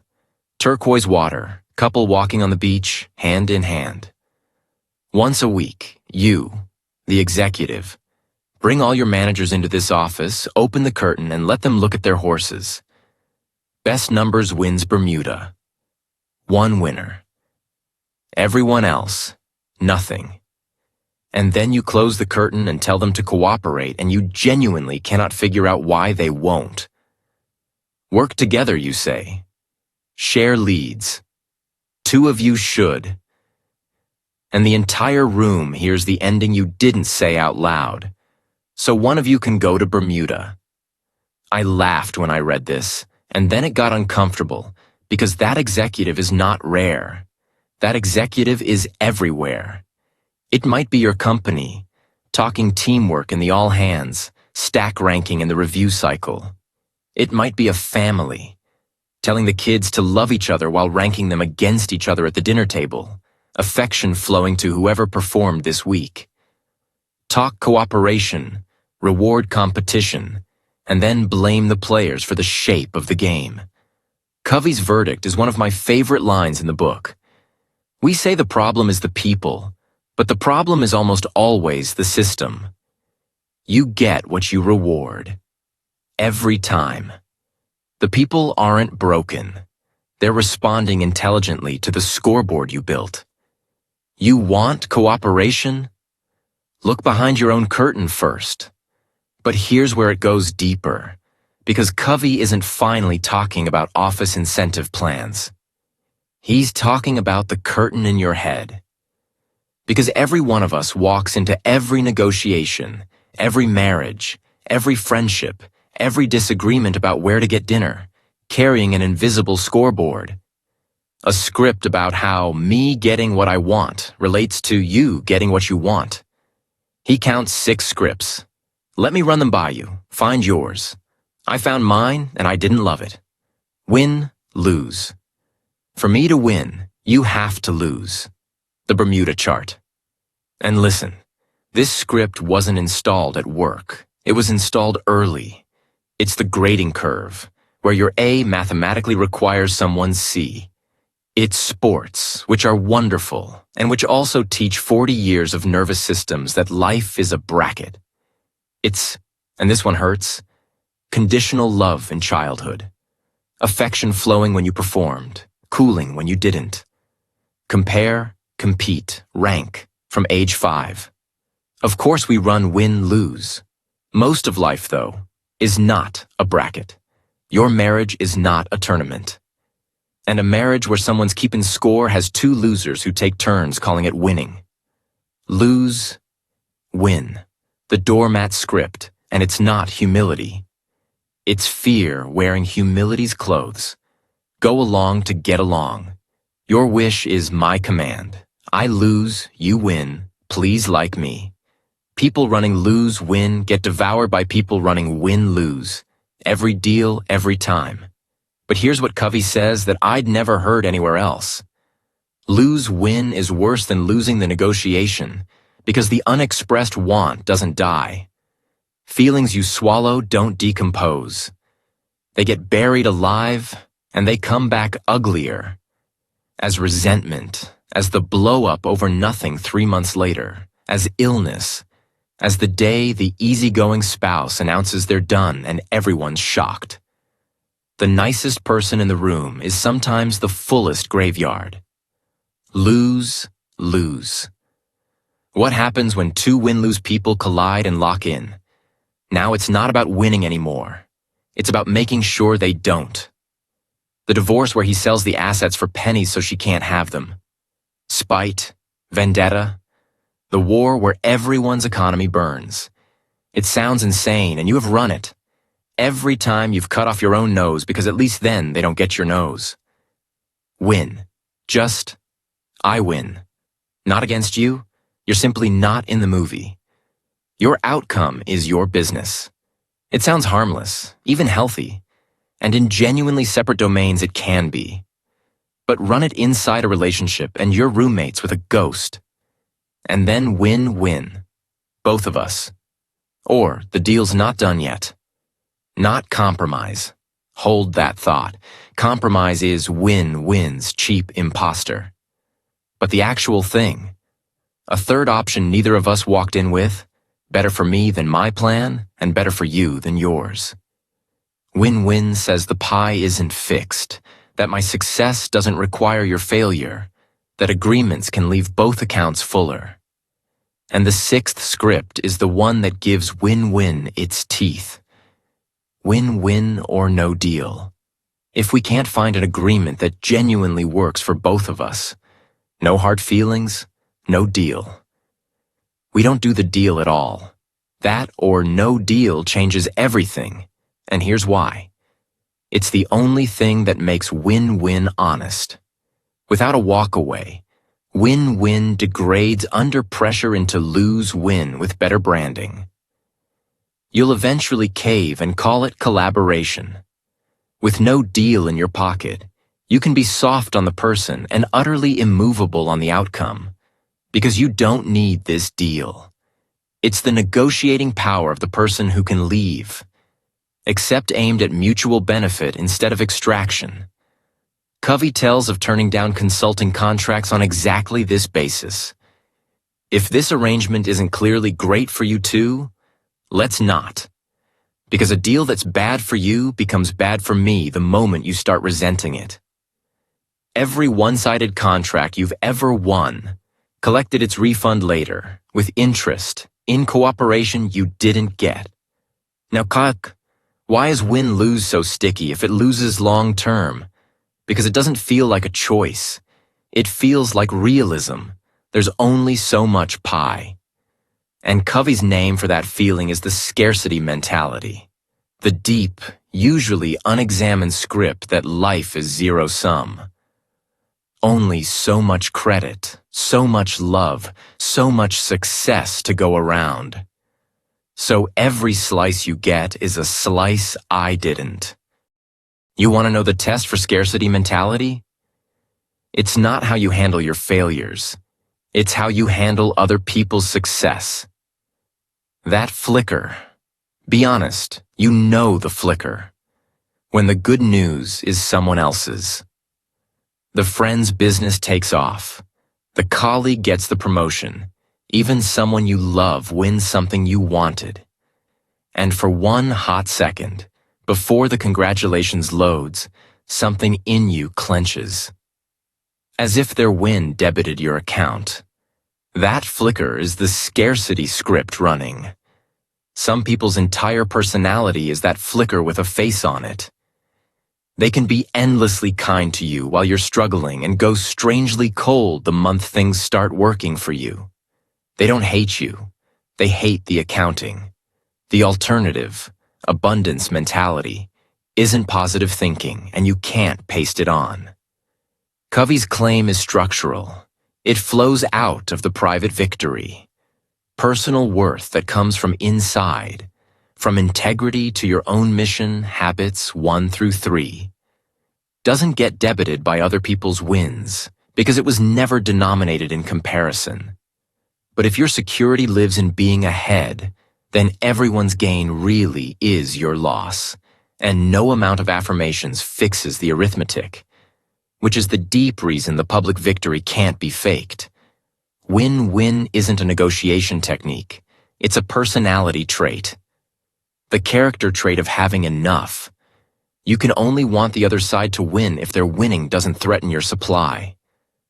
Scarcity people can memorize the win-win moves. In the clutch, under pressure, the real script always runs.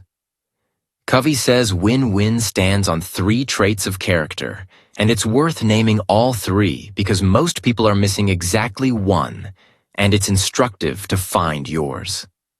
Integrity. The habit. 1 through 3 stuff. You keep promises to yourself, so your commitments to others mean something. Without it, there's nothing to negotiate with, since your win is a moving target even to you. Maturity. And here Covey borrows a definition he says he's never seen beaten from a Harvard professor named Rand Saxenian. Maturity is the ability to express your own feelings and convictions balanced with consideration for the thoughts and feelings of others. Courage and consideration. Both dials, remember. Most personality tests secretly measure just this pair, and most people have one dial factory set high and the other low. And abundance, the 3rd trait, which we just did. Now find your missing one, because it predicts your failure mode precisely. High courage, low consideration. You'll win rooms and lose relationships and be baffled by your loneliness at the top. High consideration, low courage. You'll be beloved and quietly bitter. High both, low integrity. That's the charming operator, and everyone figures it out eventually. The negotiation training you actually need is usually not negotiation training. So real win-win takes 2 things. Most negotiators think are opposites. Courage and consideration. High courage, low consideration. That's win-lose. You'll fight for your outcome and steamroll theirs. High consideration, low courage. Lose, win. Lovely to everyone, betraying yourself. Win-win needs both dials at maximum. Brave enough to advocate hard for what you need. Empathic enough to advocate just as hard for what they need. Not brave or kind. Brave and kind, simultaneously. About the same deal. Let me make this concrete at work for a second, because win-win gets invoked in every office and practiced in almost none, and Covey shows exactly where it breaks. He describes working with a company whose president was frustrated. "My people won't take responsibility," he said. "I have to make every decision." And when Covey looked at how work was actually handed out, it was pure gopher delegation dressed in empowerment language. Methods dictated, judgment retained at the top and behind the curtain. Compensation and praise flowing to individual heroics. The fix wasn't a teamwork seminar. It was rebuilding the agreements. Win-win performance agreements, which are the lawn story from Habit 3 scaled up. Desired results specified together, guidelines named, resources listed, accountability scheduled, consequences agreed. And then, critically, the systems aligned so the scoreboard actually pays for what the mission statement praises. Win-win agreements die on win-lose systems every time. You cannot plant cooperation in soil that pays for competition. But when the agreement and the system finally matched, the same irresponsible people started supervising themselves against the standard they'd co-written. The boss stopped being the judge and became the first source of help, exactly like a father picking up trash on his son's orders. Same people. Different game. Different people, it turns out. And when it works, what comes out is not compromise. I promised we'd come back to this. Compromise is 1 + 1 = 1.5. Both sides file down their want until the remainder's fit. Fine, sometimes. It's certainly better than war. But it's low win-win. Everyone leaves mildly disappointed and calls it maturity. The real thing is a third alternative. My way, your way, and then, because we trusted each other enough to keep digging under the positions to the actual needs. A way neither of us had. She wants the vacation by the lake. He wants it near his dying mother. The compromise splits the weak and everyone's sad. The third alternative. They find a lake near the mother or bring the mother or discover the vacation was really rest for her and presence for him, and both fit in one plan differently. Costs a longer conversation and pays both accounts in full. We'll spend all of Habit 6 there. It has its own name. But there's a gate in front of it. Because you cannot dig down to what the other person actually needs while doing the thing you and I do in literally every disagreement. And once Covey shows it to you, you will catch yourself doing it tonight, mid-sentence, and cringe. While they're talking, right now, in the argument you're remembering as you hear this, what are you doing? You're not listening. You're reloading.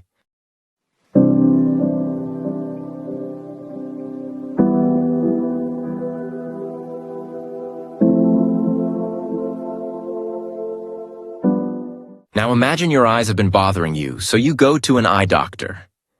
And this doctor listens to you describe the blur for about 10 seconds, nods, and then takes off his own glasses and hands them to you. Here, he says, wear these. I've worn this pair for 10 years, and they've been fantastic. Honestly, they've changed my life. I have a spare at home. Take these. You put them on.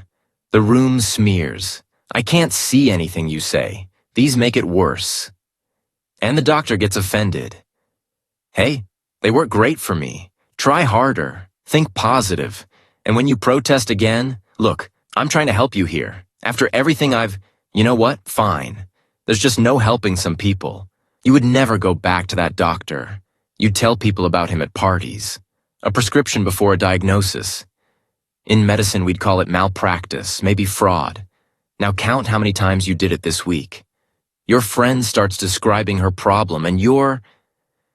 Hang on, the exact same thing happened to me. Here's what I did. Your kid says he hates school, and within 8 seconds you're 4 sentences into a speech about how you felt at his age and why he should join a club. Somebody on your team flags a concern and you're already dispensing the fix before they finish describing the disease. Same doctor, same glasses, same wounded, I'm just trying to help, when the patient doesn't take them. We hand out our autobiography and call it advice. We prescribe all day, every day, without ever once diagnosing.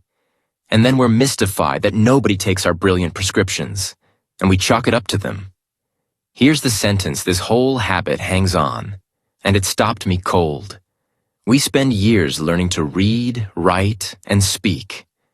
And virtually nobody, anywhere, at any point in your entire education taught you to listen. Not one class. The communication skill you use most, the one every relationship in your life runs on, has a training budget of 0. We just assume we can do it, the way we assume we can breathe. We can't. Watch what actually happens when someone talks to you. Covey's brutal about the levels. Sometimes we're flat out ignoring, phone up, sometimes pretending, the nod track. Yeah, right. Uh-huh. A laugh track running on a dead channel. Selective listening. Sampling for keywords. Waiting for our cue. On a good day, attentive listening. Genuinely focusing on the words, taking them in. And even this, even our best, is still off. Because look where your energy is pointed while you attentively listen. You're processing their words through your own story, matching everything against your experiences. And above all, be honest, composing. You're listening with the intent to reply. Their mouth is moving and you're back there drafting. That's the reloading from last chapter. Nearly all of us live our entire social lives at these 4 levels, and none of them, including the best one, is actually about the other person. They're about us, holding our glasses, waiting for the patient to stop describing symptoms so we can hand them over. There's a 5th level. Almost nobody's ever been given it. Empathic listening. Listening with the actual intent to understand. To get inside the other person's frame. To see the world the way they see it. To feel what it feels like to be them right now. Not the words, under the words. Covey cites the research everybody's since quoted. The words are the tiniest slice of what's being said. The sounds and the face carry the rest. So empathic listening is listening with your eyes, with your gut. Listening for what it's like in there. And before your alarm goes off, because mine did. This is not active listening, the technique. It's not the parroting thing. What I'm hearing you say is deployed like a move. Remember the guy whose girlfriend said he'd gotten good at handling her? Skill on top of an intent to manipulate reads as manipulation, always, and it's more insulting than honest not listening, because now they know you studied. The skill is the tip of the iceberg. The intent is the iceberg. If you genuinely want to understand, actually want it, remember what habit needs. The clumsy version works fine. If you don't, the polished version works never. Why does mere understanding matter so much before any problem gets solved? Covey's phrase is the best description of it I've ever read. Psychological air. After physical survival, he says, the deepest human hunger is psychological survival. To be understood, affirmed, validated. To register on another human being. And here's the thing about air. You never think about it until it's gone, and when it's gone, you can think of nothing else. Put a person in a room with no air and watch their priorities simplify. That's what an unheard person is. That's why your kid escalates. Volume is what wanting air looks like. That's why the argument goes in circles. 2 suffocating people, each refusing to give the other air until they get air first. Both turning blue on principle. And that's why the moment you've felt this, the moment someone actually understands you, actually gets it, doesn't judge it, just gets it. The fight mostly drains out of you on its own. Half of what people bring to you doesn't need solving. It needs witnessing. Give someone real air and watch how fast they stop clawing. Watch how often the problem was mostly the suffocation, and the actual issue underneath is small, tractable, sometimes solved by them, out loud, while you sat there doing apparently nothing. The autobiographical habit has 4 faces, and once you have the list, you'll see yourself in checkout lines. We evaluate, agree or disagree with everything instantly, verdict first. Well, that's just not true. We probe. Fire questions from our own frame, an interrogation wearing curiosity's jacket, steering the witness where our story says the problem is. We advise, the glasses, the endless glasses, and we interpret, play amateur psychologist, explain people to themselves. You know what your real problem is? Evaluate, probe, advise, interpret. 4 ways of saying the same sentence. Let's talk about your life through my autobiography. Try to catch yourself doing just one of them for one dinner. It's a horror movie. Covey plays out the alternative with a father and a teenage son, and the pivot in the middle of it is the whole habit in one beat. Kid comes home. School is for the birds. It's useless. I want to quit. The autobiographical father, the one we'd all be, hears heresy, feels the anxiety spike, and returns fire with the speech. Education is the foundation of your future.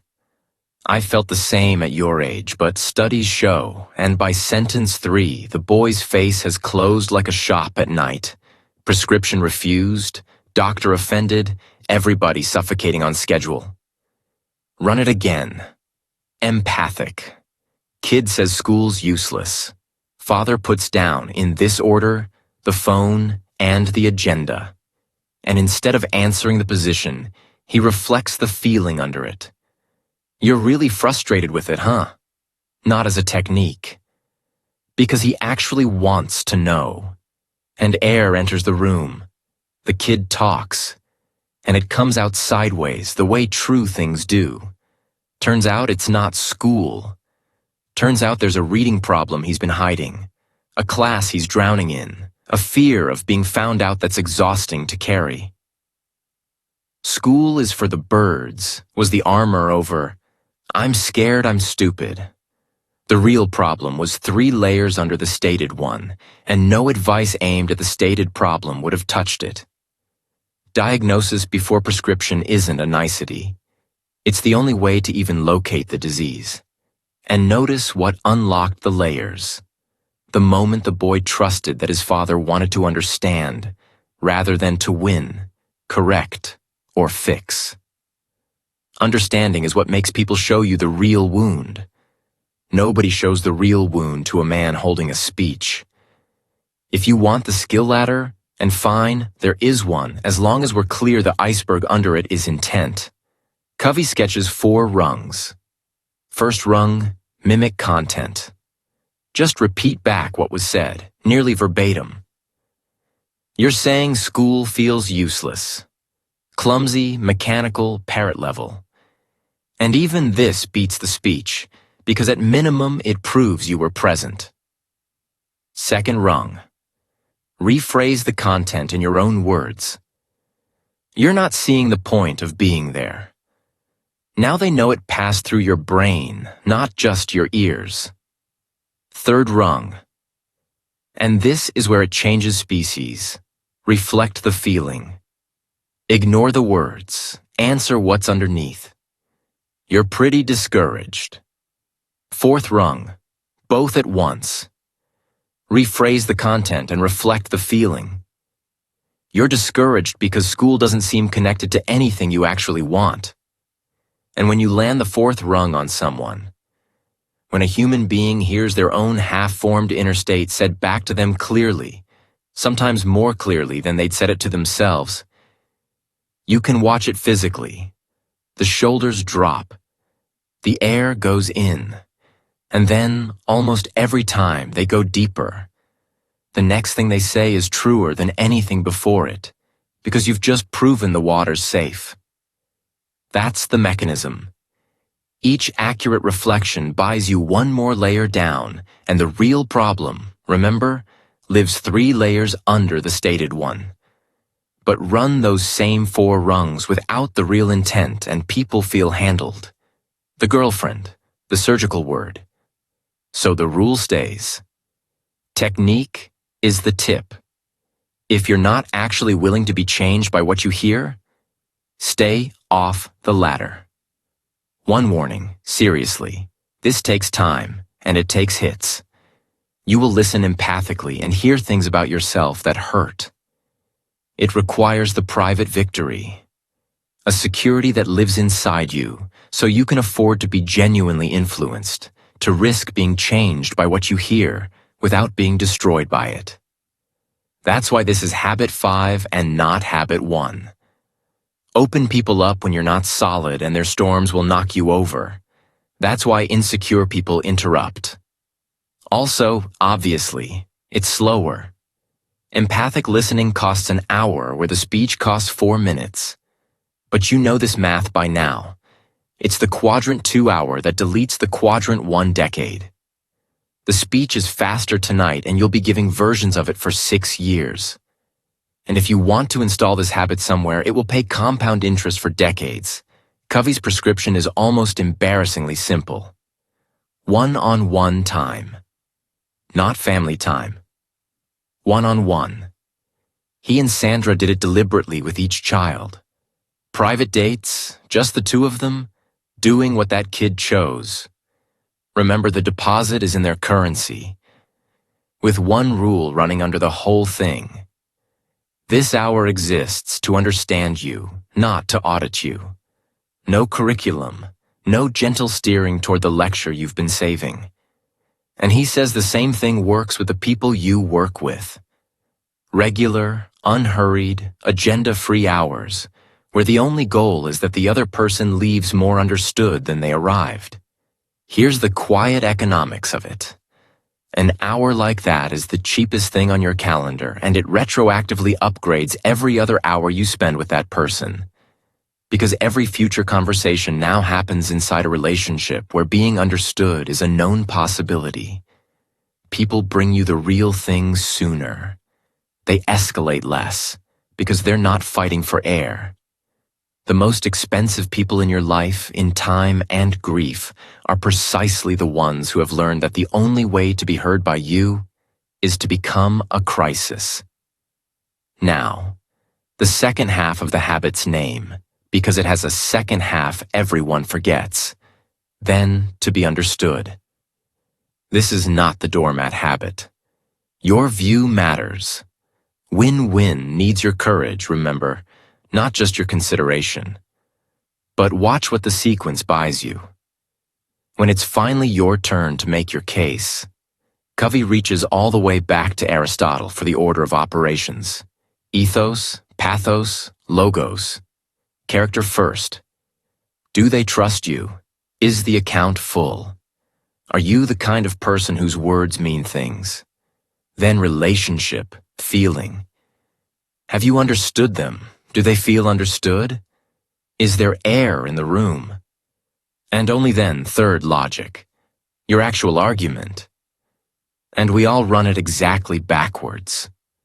We lead with logos. Our beautiful, airtight 12-point case, aimed at a person who doesn't trust us yet and doesn't feel heard, and we're stunned when the perfect argument bounces off. It was never a logic problem. Your argument doesn't land because of what's in it. It lands because of what's under it. And there's a compounding bonus. Having truly understood them first, your presentation is now aimed correctly. Phrased in their language, addressed to their real concerns, maybe genuinely improved by what you learned. You're no longer selling your glasses.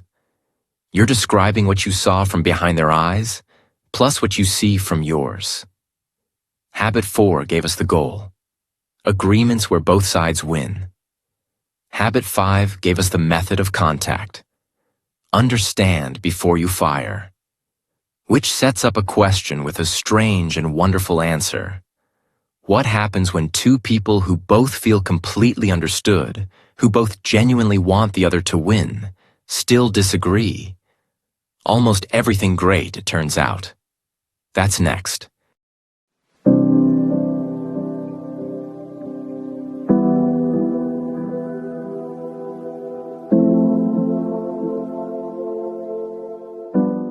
Now imagine you're a carpenter, and you're doing a little experiment with two boards. You take one board and load it with weight until it starts to give. Write down the number. Take the second board, same thing, same number. So, 2 boards, each holding, say, 100 pounds. Now put the 2 boards together and ask an innocent question. What do they hold? 200, says everyone's common sense. 300, says the wood. Sometimes more. Together, the boards brace each other in ways neither could alone, and the combination holds more than the sum of what each could carry. Nobody added anything. The extra 100 pounds came from the relationship. Nature does this everywhere, constantly, like it's trying to tell us something. Plant 2 seedlings close together and their roots intermingle underground, improve the soil for each other, and both plants outgrow what either would have done solo. 1 + 1 = 3, or 10, or 1,000. And Covey's word for this is synergy. The whole is greater than the sum of its parts. Habit 6 is the claim that this isn't just botany. It's available between two human beings. And it is, he says flat out, the highest activity in all of life. It's also, and this is the tragedy, the rarest, because the door to it is the exact thing you and I are wired to slam. Let me show you the door. Think about the last time someone disagreed with you. Really disagreed. Saw the situation fundamentally differently. Now honestly, what happened in your chest? Because we experience disagreement as a problem, a malfunction. One of us must be wrong, and I've checked, and it isn't me. So now the conversation has one purpose: repair you. Get you to see it correctly, which means the way I see it. At best, we're polite about it. We agree to disagree, which mostly means we retreat to our corners and quietly downgrade each other. Difference in our deep script is error.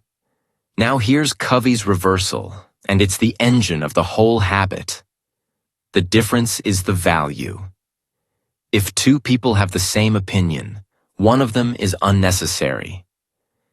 Think about what you're actually saying when you wish everyone agreed with you. You're wishing to be alone, expensively. The other person's different map. Remember chapter 1. Everyone's map is partial, mine included, mine included. Their different map is the only thing they have that I don't already have. Two identical boards laid side by side but never joined hold exactly 2 boards worth. The extra 100 pounds lives in the join, in the place where what you see and what I see differ. Valuing the difference isn't tolerance, that limp little word. It's the recognition that my eyes have a blind spot exactly where yours have a fovea, and the only way I will ever see my blind spot is through you. The truly effective person, Covey says, has the humility to admit the limits of their own eyes and the sense to treasure. Treasure. Access to someone else's. When the person across the table sees it differently, the synergistic response is not, "One of us is wrong." It's, "Good. You see something I don't. Help me see it." But that sentence is expensive. Watch why. Covey maps levels of communication against 2 axes, trust and cooperation, and you'll recognize every meeting you've ever sat in. At the bottom, low trust, defensive communication, protective language, hedged positions, everything on the record, communication conducted like a deposition, both sides mostly working to not lose. Output, win, lose, or lose, lose. In the middle, where decent civil adults live, respectful communication, polite, diplomatic, careful.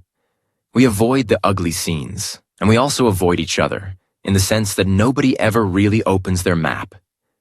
Disagreements get settled by, remember this word?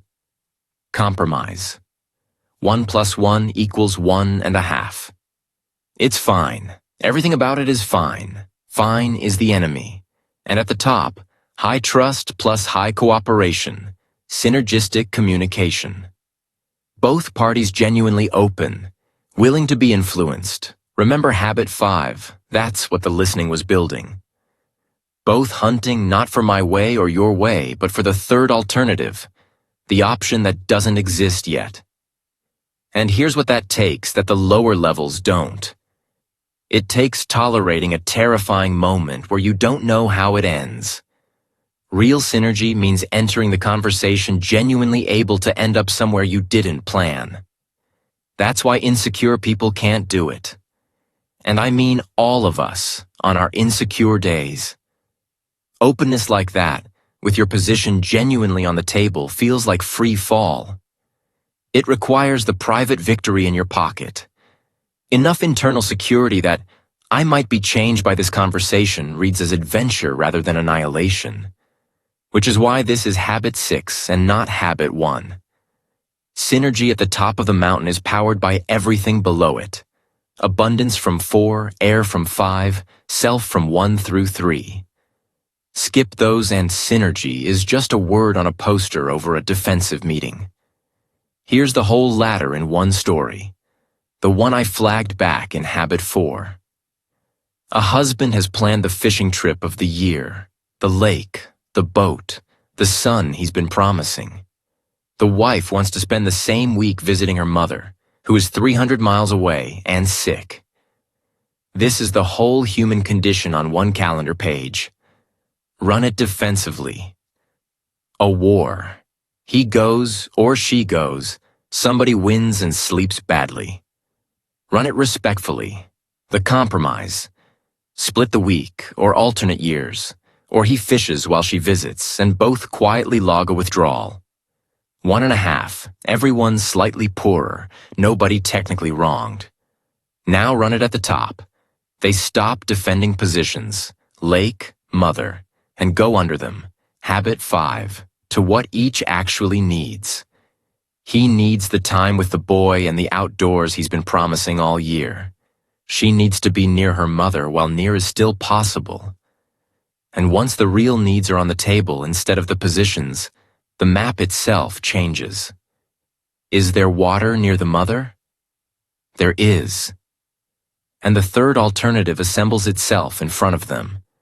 Fishing there, family there, needs met that the original two options had framed as enemies. Or they find a different week and free this one entirely.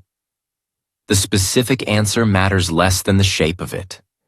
The solution was not located inside either original position. It was created.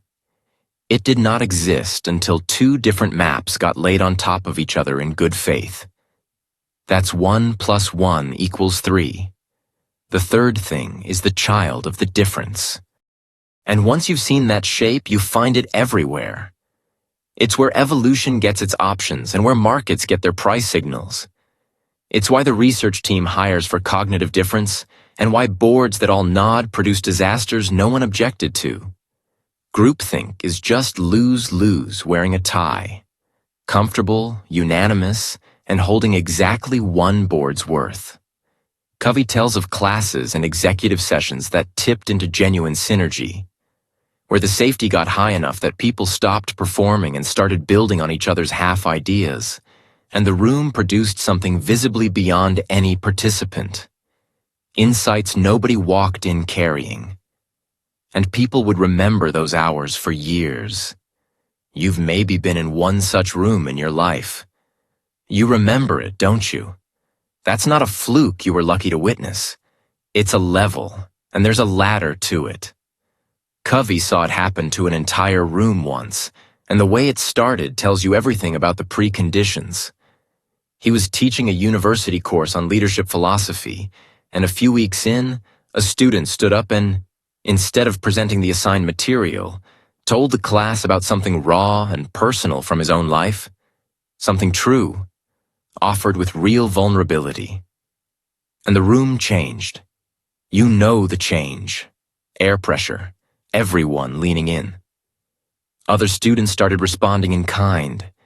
Real experiences, real doubts, building on each other instead of performing for the grade. And Covey did the thing a lower trust teacher could never do. He let go of the syllabus. The plan died, and something better ate it. The class, running on its own momentum now, decided to scrap the assigned structure entirely and create something new.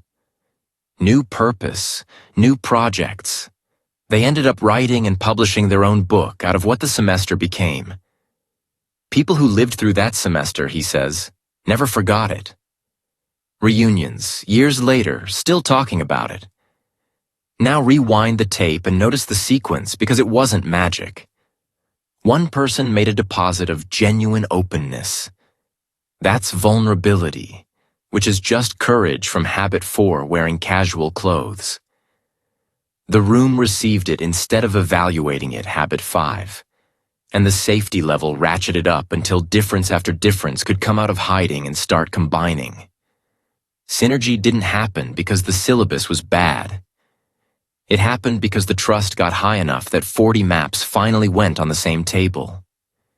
Every dead meeting you've ever sat in had the same 40 maps in the room. They just never came out of the bags. One practical tool before we leave, because Covey includes it and it's underrated. When you're stuck, a team, a family, a self, trying to change something and it won't move, we default to pushing harder. More pressure on the goal, more speeches, more force. Covey borrows from the sociologist Kurt Lewin. Any current situation is not a dead object, but a moving equilibrium. A tug of war frozen mid-pull between driving forces pushing up and restraining forces pushing down. Push harder on the driving side, and yes, it moves. And the restraining forces compress like a spring, and the moment you tire, the spring returns everything to where it was, plus resentment. Ask anyone who's ever dieted by willpower alone. The synergistic move is to work with the people involved on the restraining side. Get the actual obstacles, the unspoken fears, the real reasons on the table. Habits 4, 5, and 6 applied to the problem itself. And unlock them, and then the situation moves by itself, and stays moved, because the people who name the obstacles co-own the solution. Stop revving the engine. Find out together what the break is. So, the public victory, complete. Win-win is the intent. Empathic listening is the contact. Synergy is the payoff. The actual creation of new things that none of the private victories could have made alone. Which leaves exactly one habit. And after all this altitude, after death camps and funerals and third alternatives, the last habit is going to sound almost insultingly humble.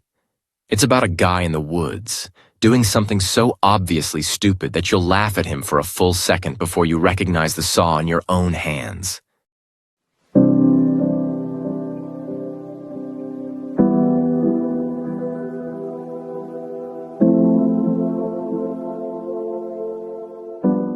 So you're walking through the woods and you come upon a man sawing down a tree. And he looks terrible. Sweat-soaked, gray with exhaustion, arms shaking. You ask how long he's been at it, and he groans. 5 hours. 5 hours on this one tree.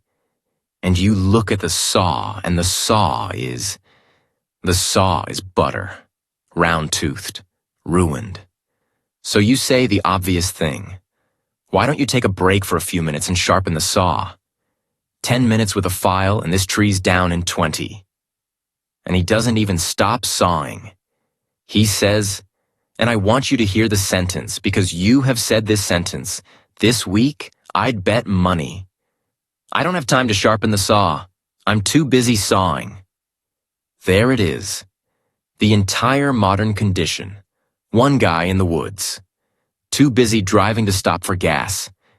And before we laugh at him, let's do the honest inventory, because habit 7 is nothing but this story taken seriously. You are the saw. You are the instrument every result in your life comes through.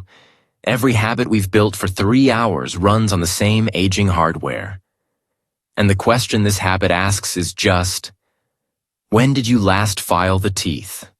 Not, when did you last work hard? He's working incredibly hard. 5 hours. The effort is heroic and the instrument is butter. And effort through a dull instrument is how you get the most tragic figure in the working world. The person burning twice the energy for half the cut, who reads their own exhaustion as proof they can't afford the file. This is the goose habit. You saw it coming.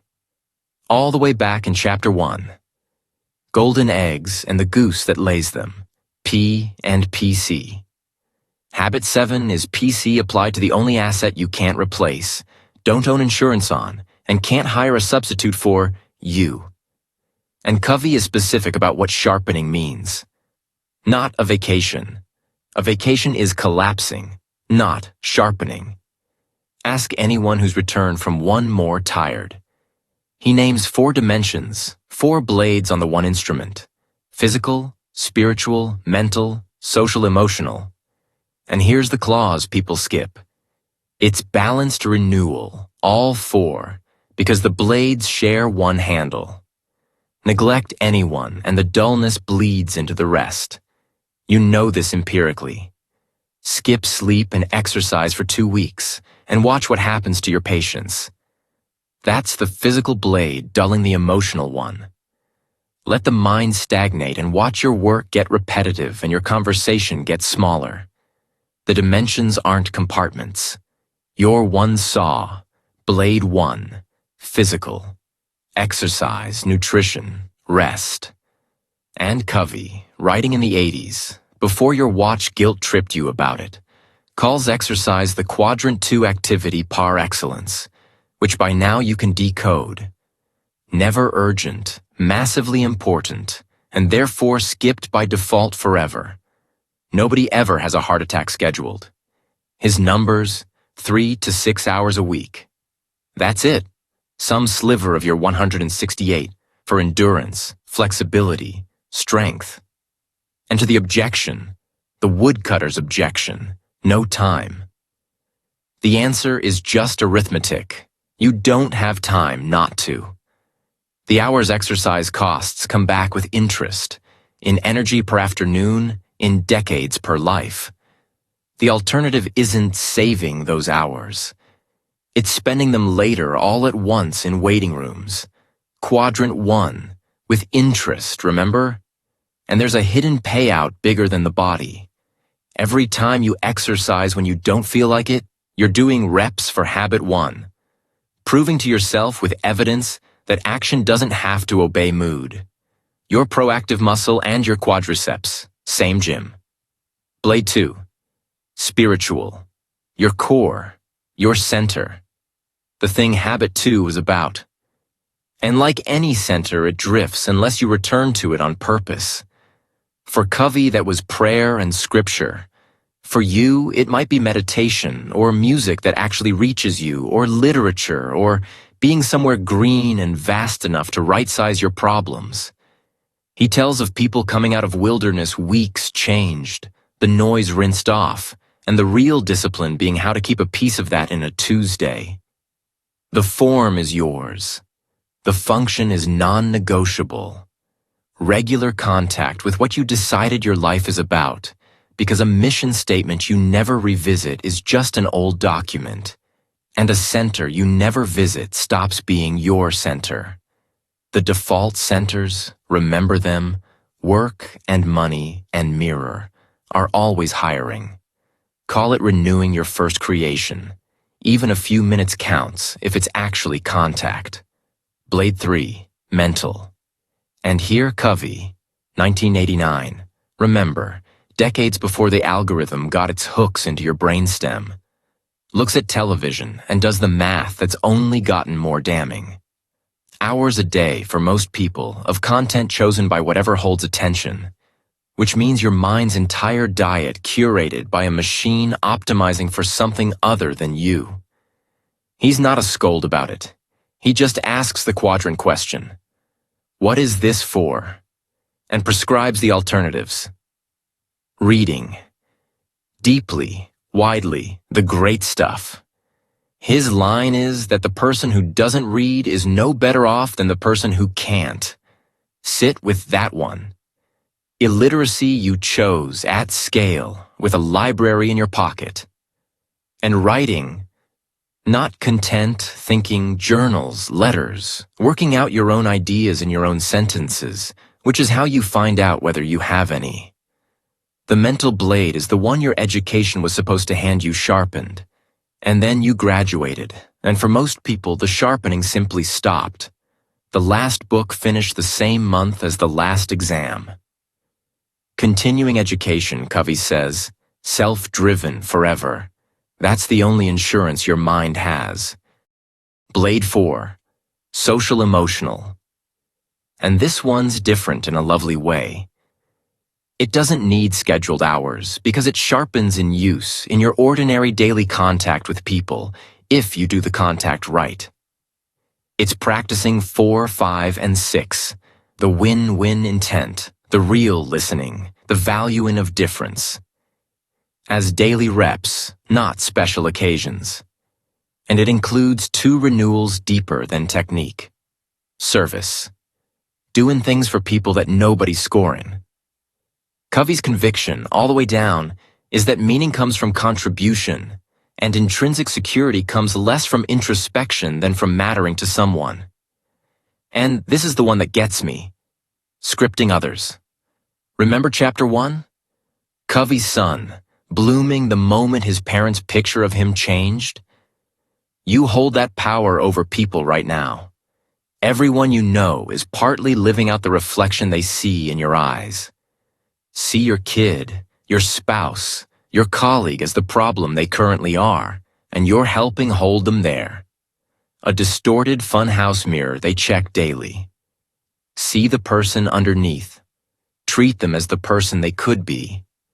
And you become, for them, what that experience was for the son. Proof. One clear mirror in a hall of funhouse glass. Goethe's line, which Covey loves: treat a man as he is, and he remains as he is. Treat a man as he can be, and he becomes what he can be. Sharpening their saw sharpens yours. That's not a bonus feature. That's the fourth blade. Now the schedule, because this habit dies exactly where mission statements die. In the drawer. Covey's prescription is 1 hour a day. He calls it the daily private victory. Some combination of the physical, spiritual, and mental blades. 1 hour, yours, ideally early, before the day starts making its demands. The social blade you'll sharpen out in the day itself. 1 hour out of 24 for the instrument. All 24 run through. And he makes the PPC math explicit. No other single hour returns more, because it's the hour that determines what every other hour is worth. It's also, notice, every previous habit in one act. It takes proactivity to claim the hour, mission to fill it, quadrant 2 discipline to defend it. The daily private victory is the 7 habits in miniature every morning, which is why he calls it the single most important investment you'll ever make. I want to sit on that first hour for 1 more minute, because I resisted it for years, and my resistance had a respectable disguise. My argument was, I'm too busy right now. This season is exceptional. When the project ships, when the quarter ends, then the routine. You've made this argument. And here's what finally broke it for me. And it's just the woodcutter again, wearing my face. The seasons never end. There is no scheduled calm coming. The calendar you're waiting for does not exist. Next quarter has its own tree. Which means I'll sharpen when its calm translates in practice to never. A permanent policy dressed up as a temporary one. The woodcutter isn't skipping the file because today is unusual. Today is his life. And the 5 hours he's already sunk into the tree. That's the other trap the sunk cost saw. The more exhausted the effort, the more stopping feels like betraying it. He's not just too busy to sharpen. He's too invested in the dull blade. So the hour goes first. Before the day, before the negotiation with yourself, before the season's excuse wakes up. Or the day eats it. There is no third outcome. 3 decades of your mornings have already run this experiment. And done first, something funny happens to the rest. The private victory before dawn keeps paying all day. Decisions come cleaner, provocations land softer. Because you're spending the whole day as the person who already won once before breakfast. And here's the closing shape. The reason Habit 7 isn't a maintenance chore bolted onto the end, but the thing that makes the whole system alive. Renewal makes the habits a spiral, not a circle. You don't master these 7 and file them. You cycle them, live them, sharpen, and come back around higher, because the person coming back is sharper than the person who left. Learn, commit, do. Then learn more, commit deeper, do better. Habit 1 at year 1 is choosing not to snap at your kid. Habit 1 at year 10 is a life nobody else's weather can touch. Same habit, different altitude. The upward spiral. Your education ends. This doesn't. And in case you run anything, a team, a company, a family, which is also an organization, the most important one you'll ever run. Note that organizations have the same 4 blades, and dull them the same way. Physical. The actual economics, the assets, the tools people work with. The company that never reinvests is the woodcutter with a P&L. Mental.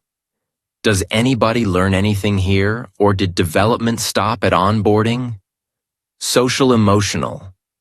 The trust between people, the state of all those accounts. The thing every culture initiative tries to buy retail after years of wholesale withdrawals. And spiritual. Does this organization actually know what it's for? Is there a real mission at the center or just a laminated one? Covey's observation is that organizations dull exactly like people do, and for the same reason. Renewal is quadrant 2. It never rings. No customer ever calls demanding you train your people or rebuild trust between departments. So the urgent eats it. Until the day the whole organization is 5 hours into the tree, gray with exhaustion, too busy sawing to ask why nothing's falling. Which brings us back to where we started, inside out, one last time. Because there's a question I've been dodging for 3 hours, and it's the only one left. Does this actually work? Not in a book. In a real life, in a real family, against real scripts that have been running for generations. Covey ends with his most personal answer, and then, I promise, I'm going to leave you alone.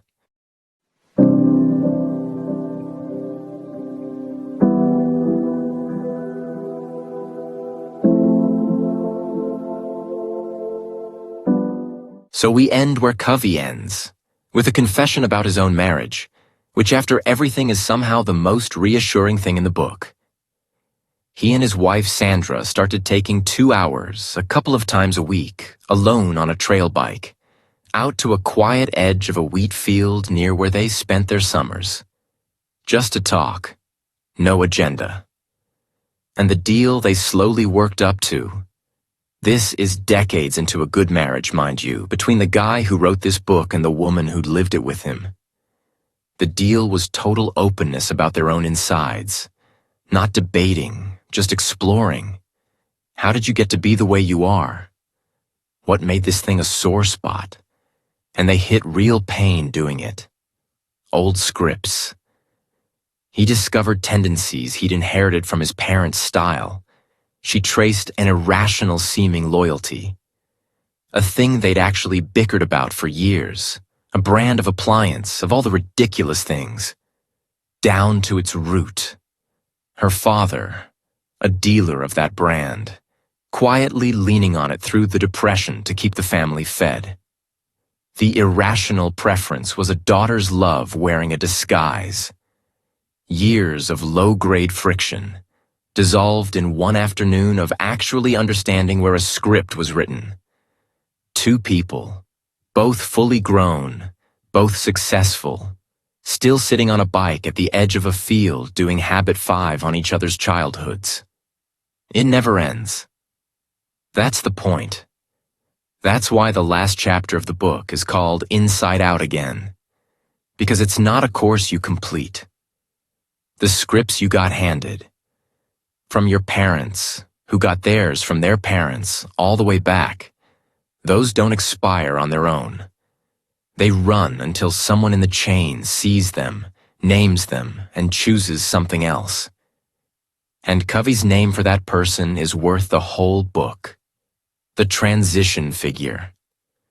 The one in the family line who receives the script, the temper, the coldness, the scarcity, whatever got passed to you, and doesn't pass it on.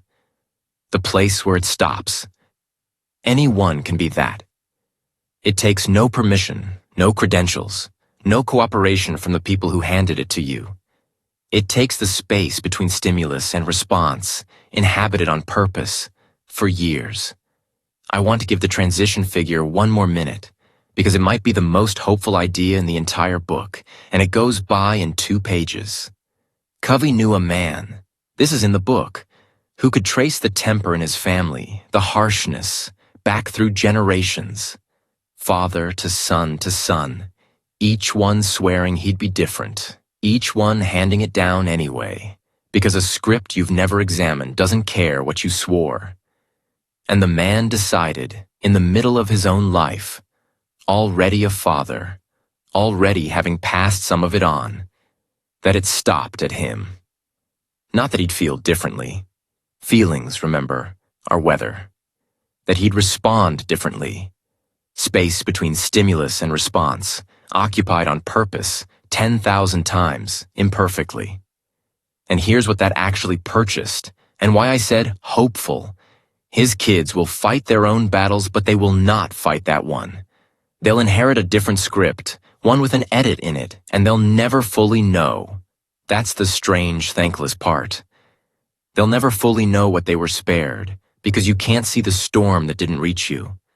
Somebody upstream of you did this, by the way. Somewhere in your line, someone absorbed something and didn't pass it on, and you are living, unknowing, inside their edit. And somewhere downstream, someone is going to live inside yours, or inside your failure to make one. That's the actual stakes of one person doing the private victory. It was never just about your productivity. It never is. And that's what all 7 habits were the whole time if you zoom out. One idea, wearing 7 outfits. The change happens inside first, or it doesn't happen. You choose your response. Inside. You write the blueprint. Inside. You schedule what matters. Inside, before the world sees any of it. And only then, from that settled center, the win-win, the listening, the synergy, the outside. Then you sharpen and go around again, a little higher. Private victory, public victory, renewal. Inside, out. There is no other direction that works. We just spend most of our lives trying the other direction, because outside in has better marketing. Now, I want to be straight with you about something, here at the end of 3 hours. I have not mastered any of this. I want that on the record. I still reload while people talk to me.